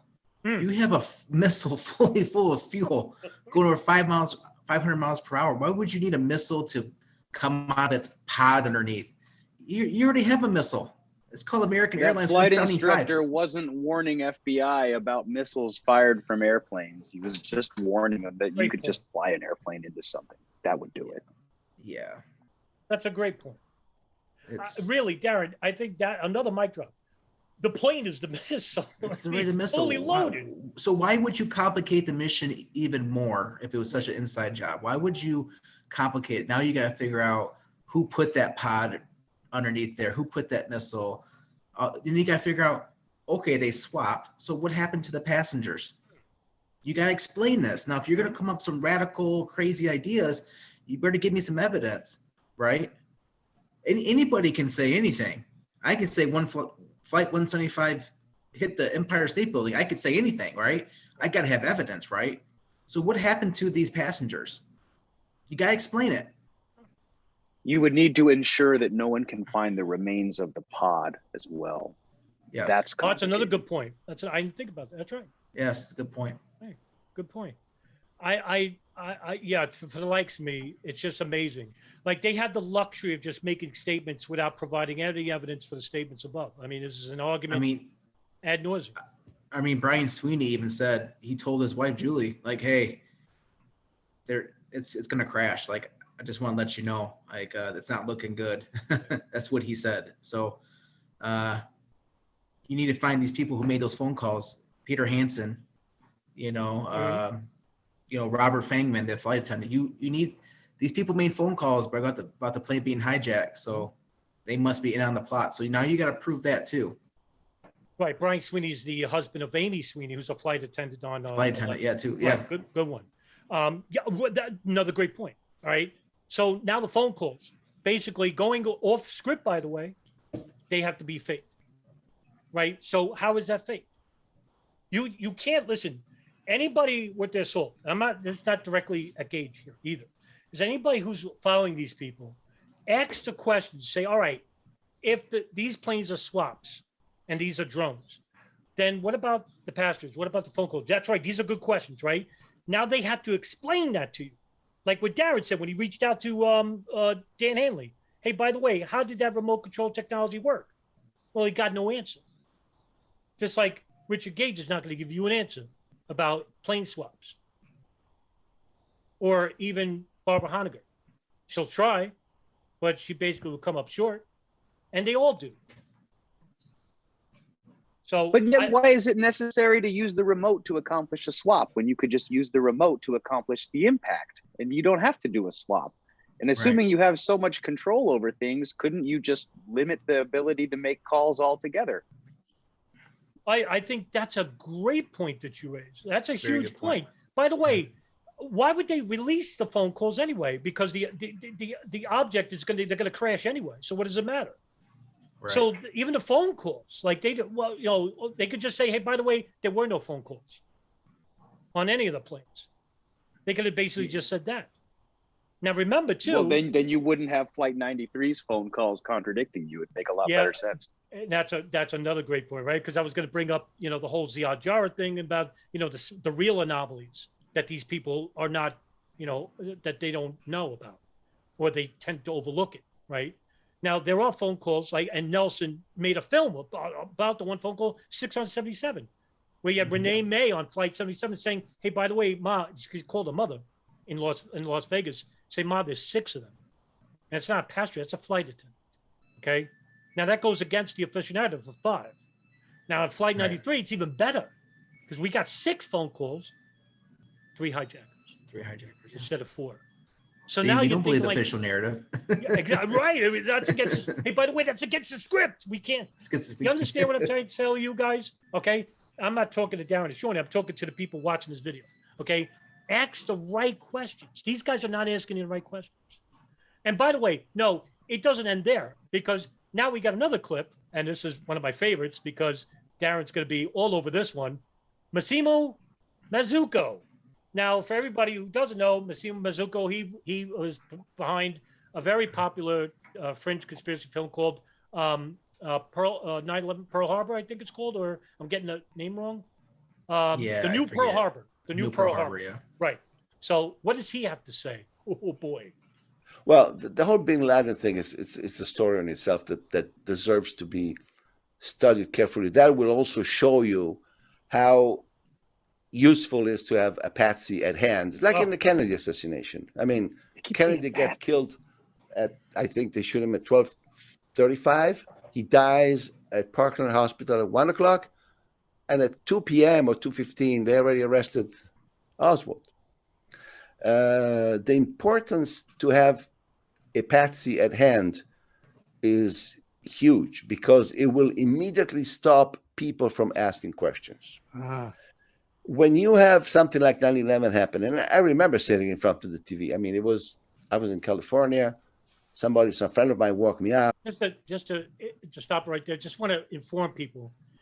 Oswald didn't make global interviews and news reports about wanting to attack the United States.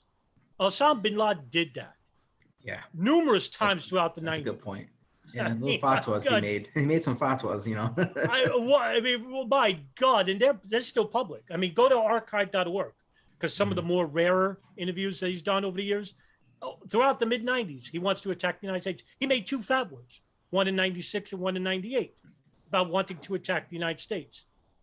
I just wanted to bring that up. I said, turn on TV. It was 7 a.m. there. Turned on TV, and I sat there, and as I'm processing everything, and I start hearing, suspicions are on Osama bin Laden.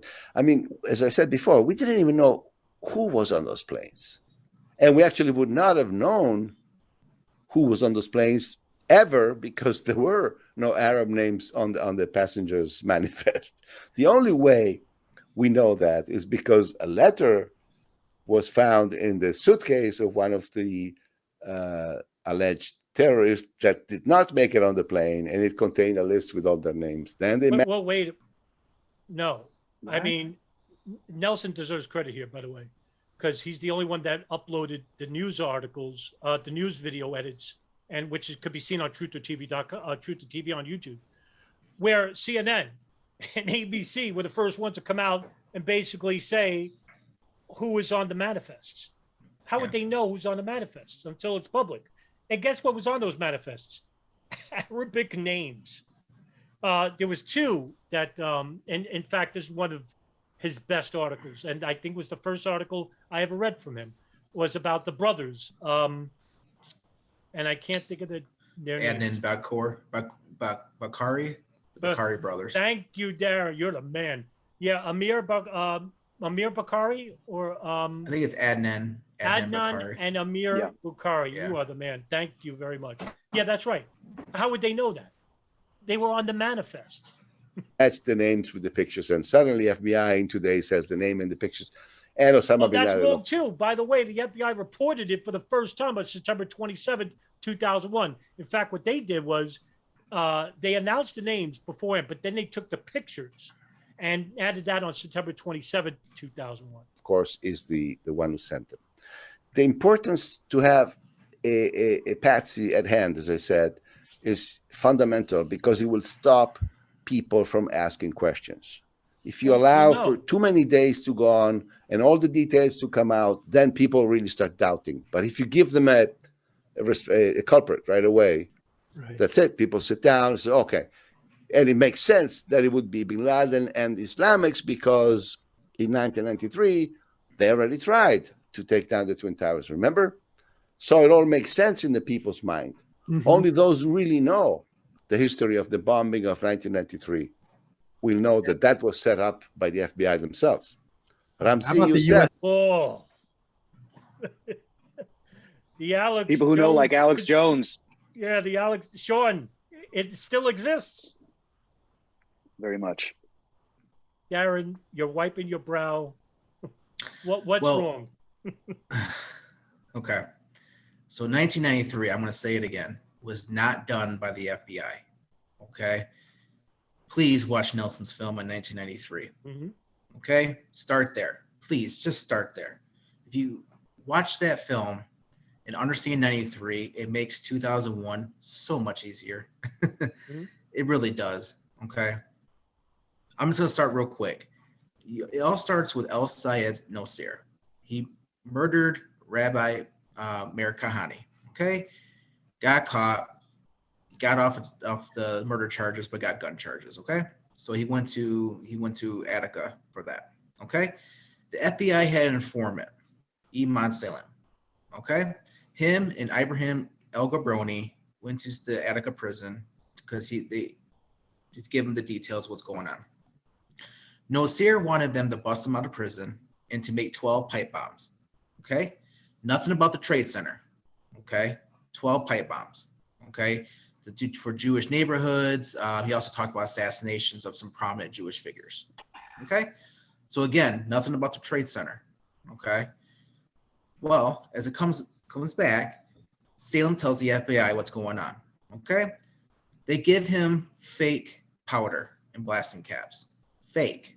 Not real, fake. Okay. Salem's like, oh hell no, dude. I need the real stuff because they find out this is fake, I'm dead. Okay.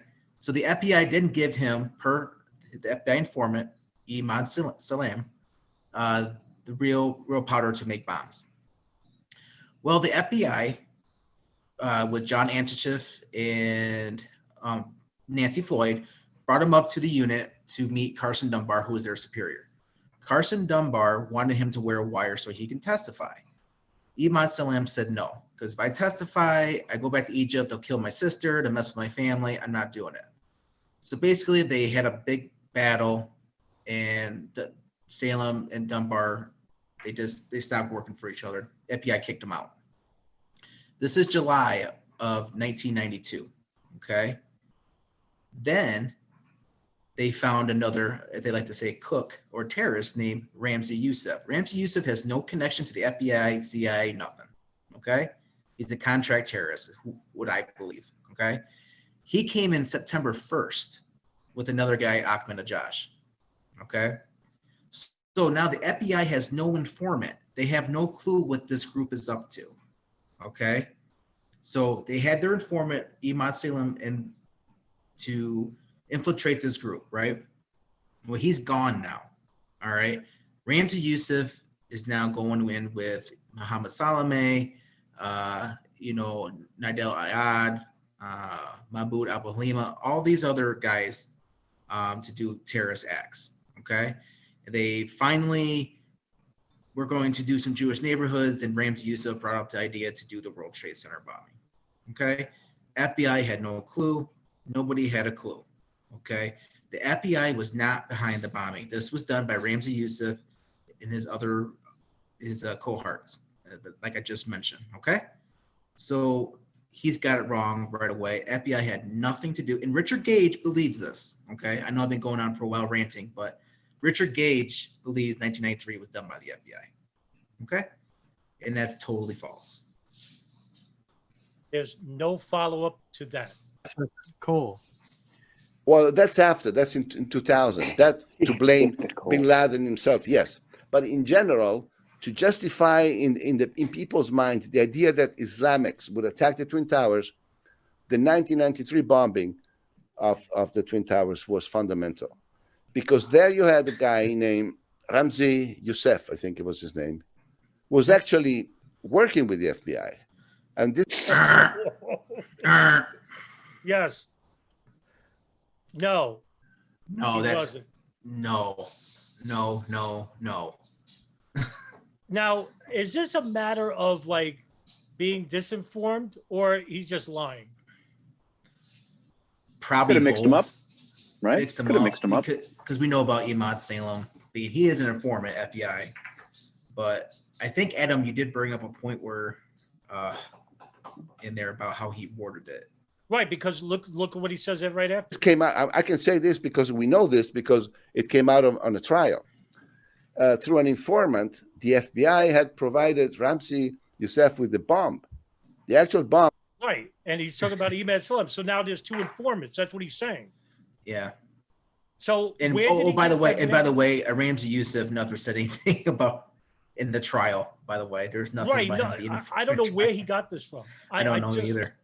If anything, Ramzi Youssef said in his trial that I am a terrorist. Yeah, exactly. There you go, Sean. That's right. He said, he said, I am a terrorist, and he said, I'm proud of it. Yes, that's right. He said that. That exploded in 1993 was provided to the terrorists by the FBI. No. Now, Darin just explained this, so I don't need to say. Told him, of course, that it was an empty bomb, a fake bomb. It turned out to be real. But it was provided by them, and this was proven at the trial. No, it wasn't.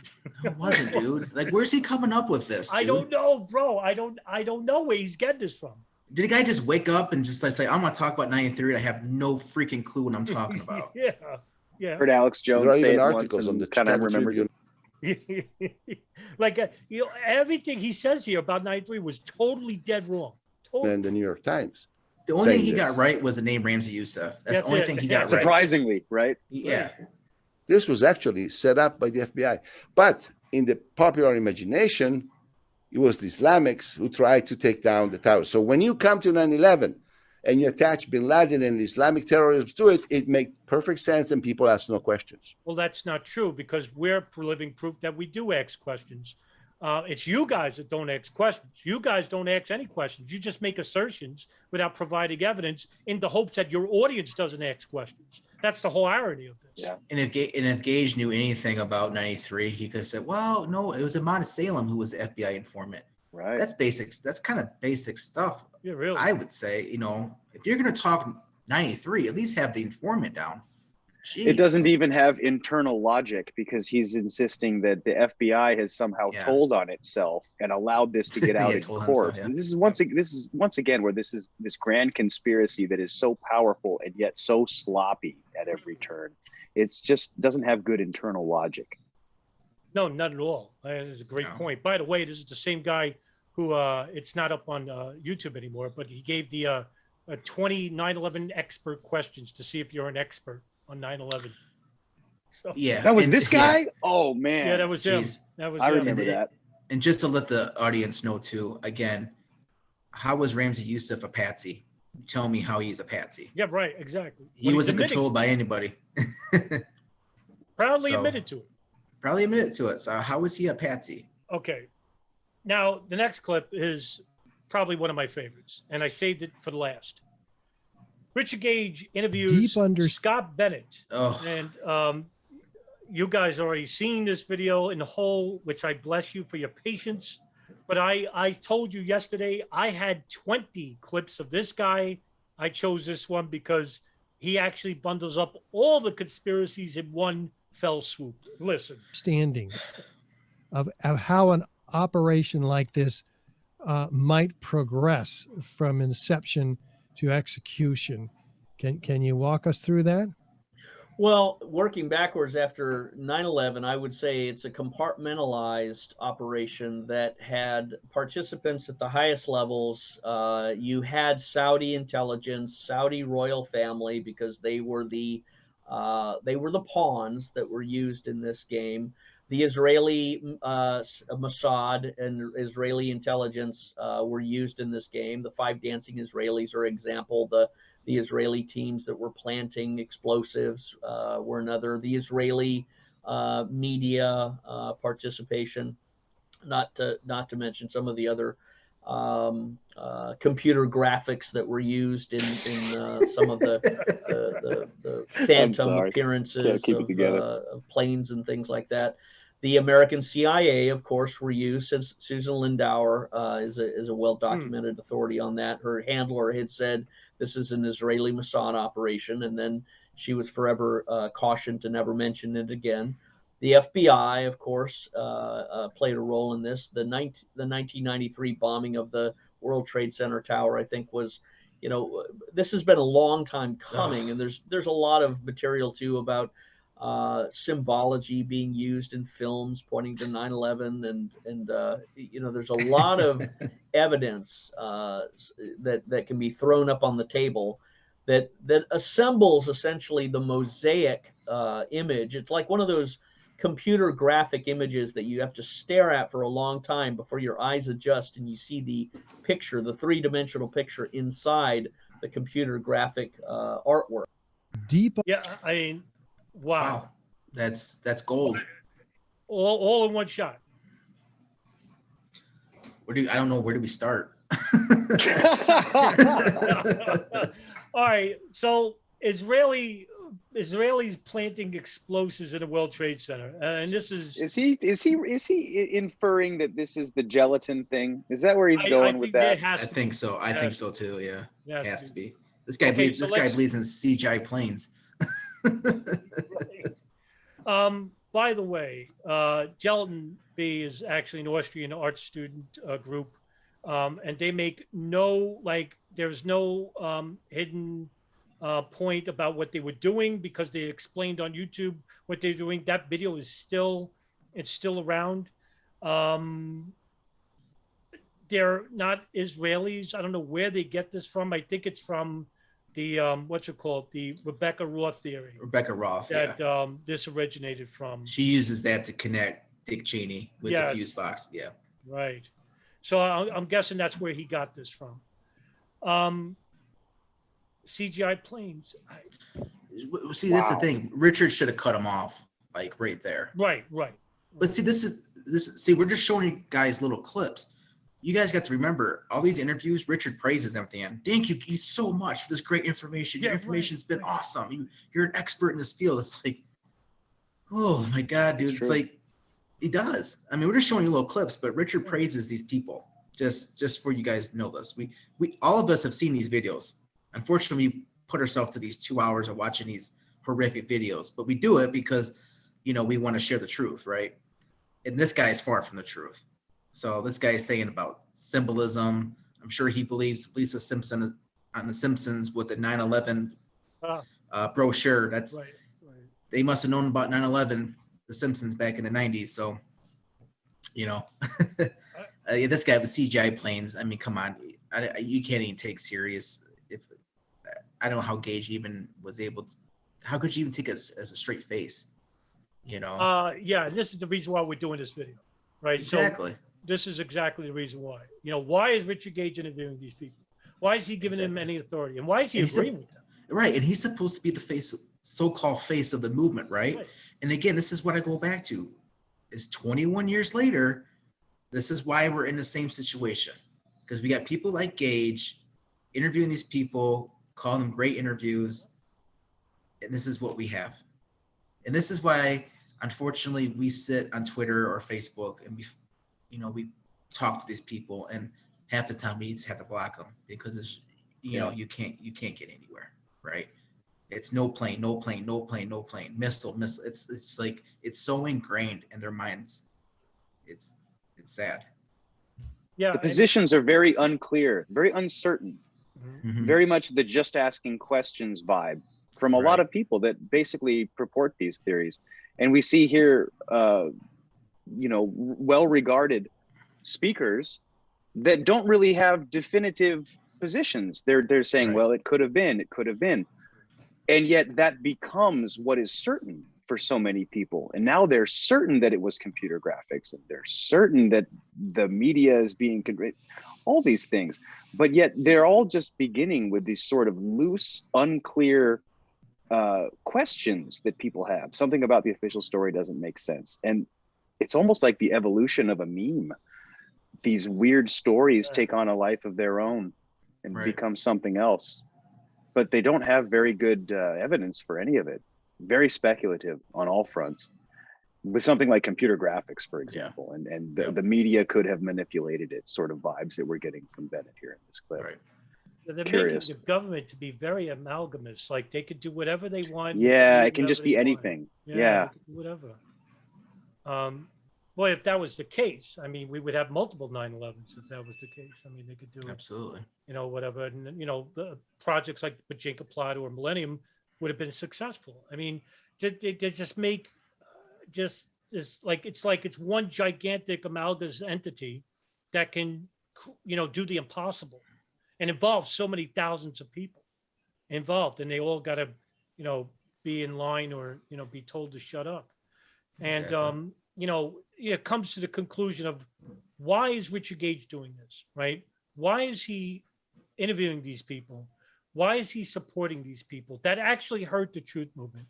And they are hurting the truth movement because, when you propagate these theories, you're basically supporting hypotheses that are often irrational, not met with any evidence whatsoever, because at least they're going against the official narrative, which they think is the ultimate goal, to be against the official narrative.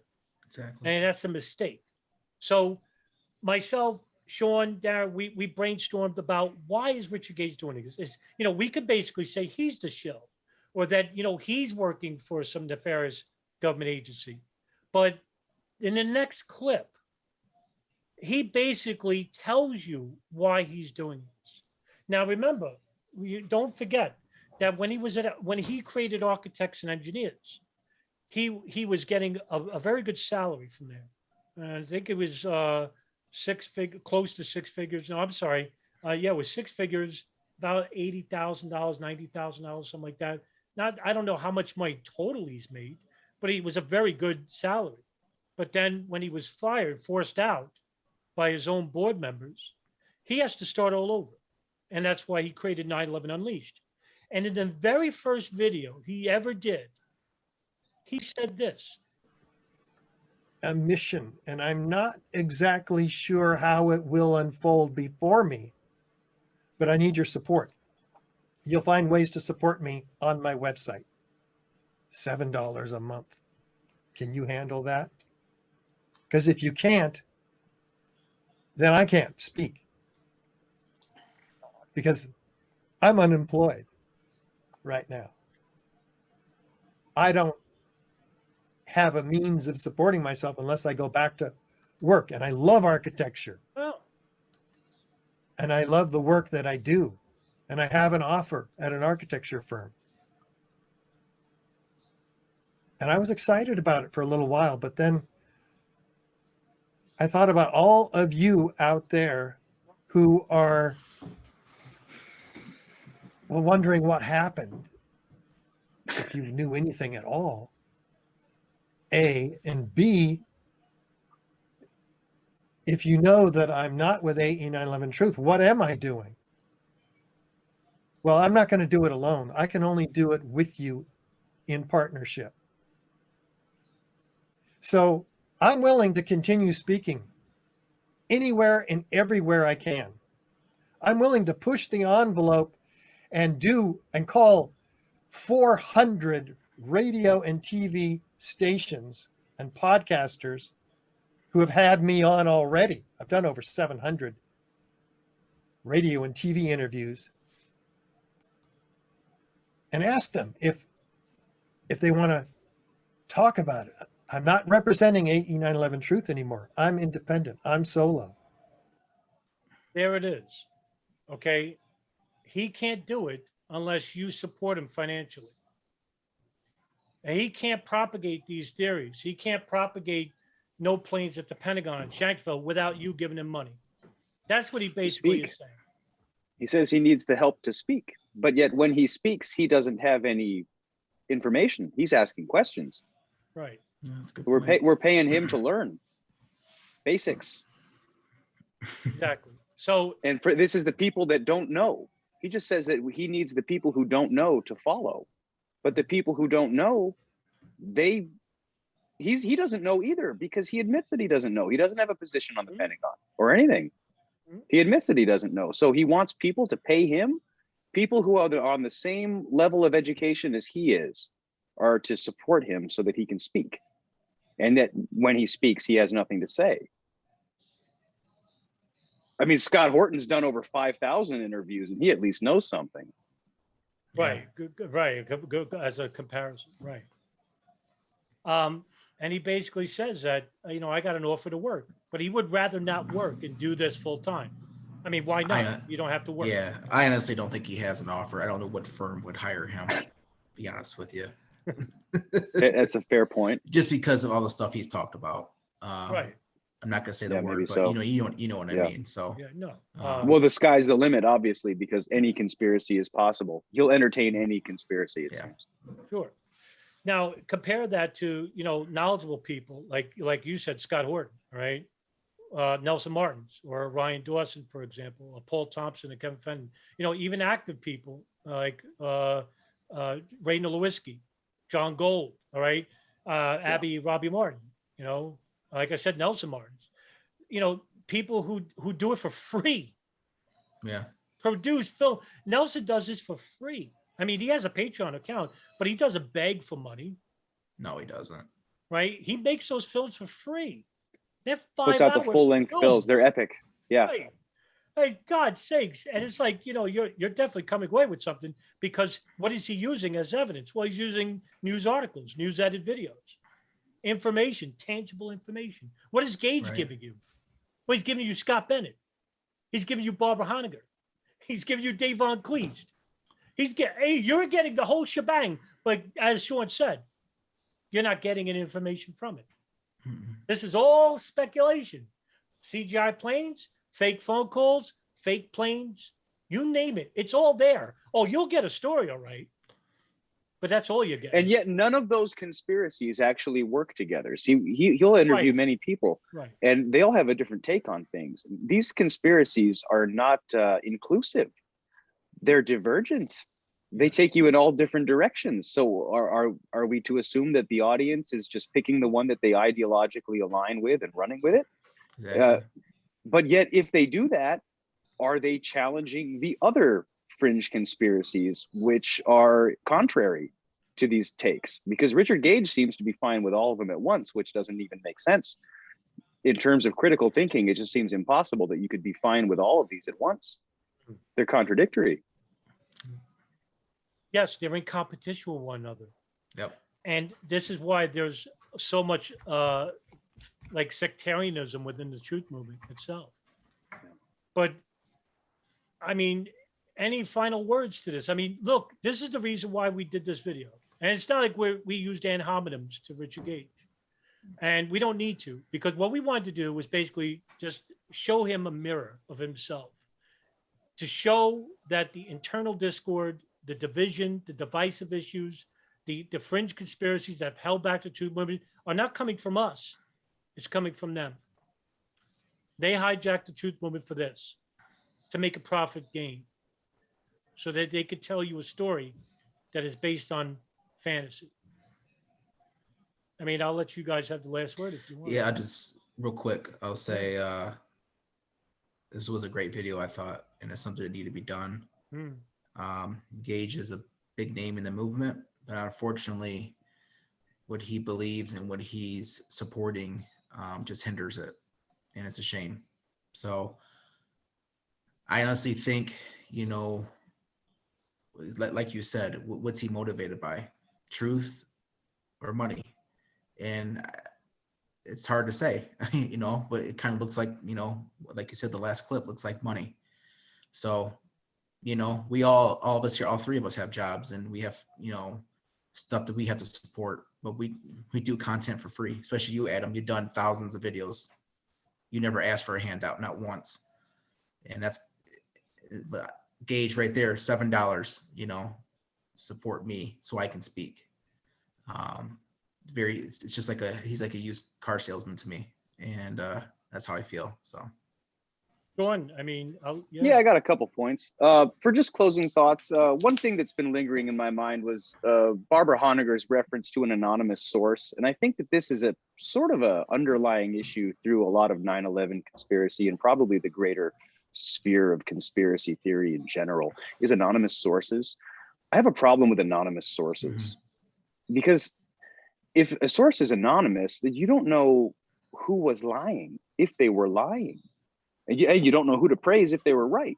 So at least if, say, I don't know, an official source, like throw the air quotes on it, official source, at least an official source that's lying, you can hold them to it and say, yes, you were lying. But an anonymous source, you don't know. It's intangible. It's in the ether. And that's QAnon and a lot of other things. You don't know what to make of it. You might believe in it.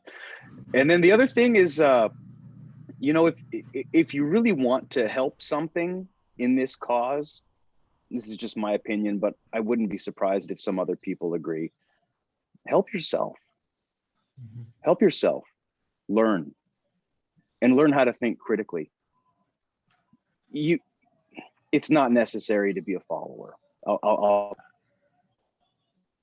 think that's a great point, is that regarding followers and leaders, and that's something was my main goal for opening up Viral Media, was that I wanted other people to learn from me, and then they become the teachers, and that they have channels of themselves, which is what you guys are doing, and I'm proud of you. So by the way, Darin Harvey has his own YouTube channel. Go subscribe. Sean, one day we'll get you and your pretty face on video. Sure, I'll be next. Sure, I know you guys are working on a podcast, right? Yeah, eventually. Yeah. Eventually. I know we're gonna get there. I know Sean has some stuff to do, and we're just gonna wait to hopefully pretty soon we'll get that going. So I'm looking forward to do that with him, because I just want to let people know Sean's a very, very smart guy regarding this stuff, and really, really need to take him to heart. Especially he's on Twitter, and the guy posts a lot of great information that you should look at. Yeah. Darin's no slouch himself. He's like the next Adam Fitzgerald with Arab names. Oh my God! I hope he doesn't have my memory loss. But hey, listen, thanks you guys for tuning in, and we'll see you next week when we do Barbara Honegger. Yes, and I wanted to point that out. That's going to be next Sunday at 4 p.m. Eastern. It's going to be me, Sean, Adam, Ed Brotherton, and a special guest. I'm not going to say his name, but that's going to be probably my favorite one. Yeah, that's going to be a very good roundtable, by the way. So all right, you guys have a great rest of the week. Okay. Have a good night, guys. Take care, guys. Take care, guys.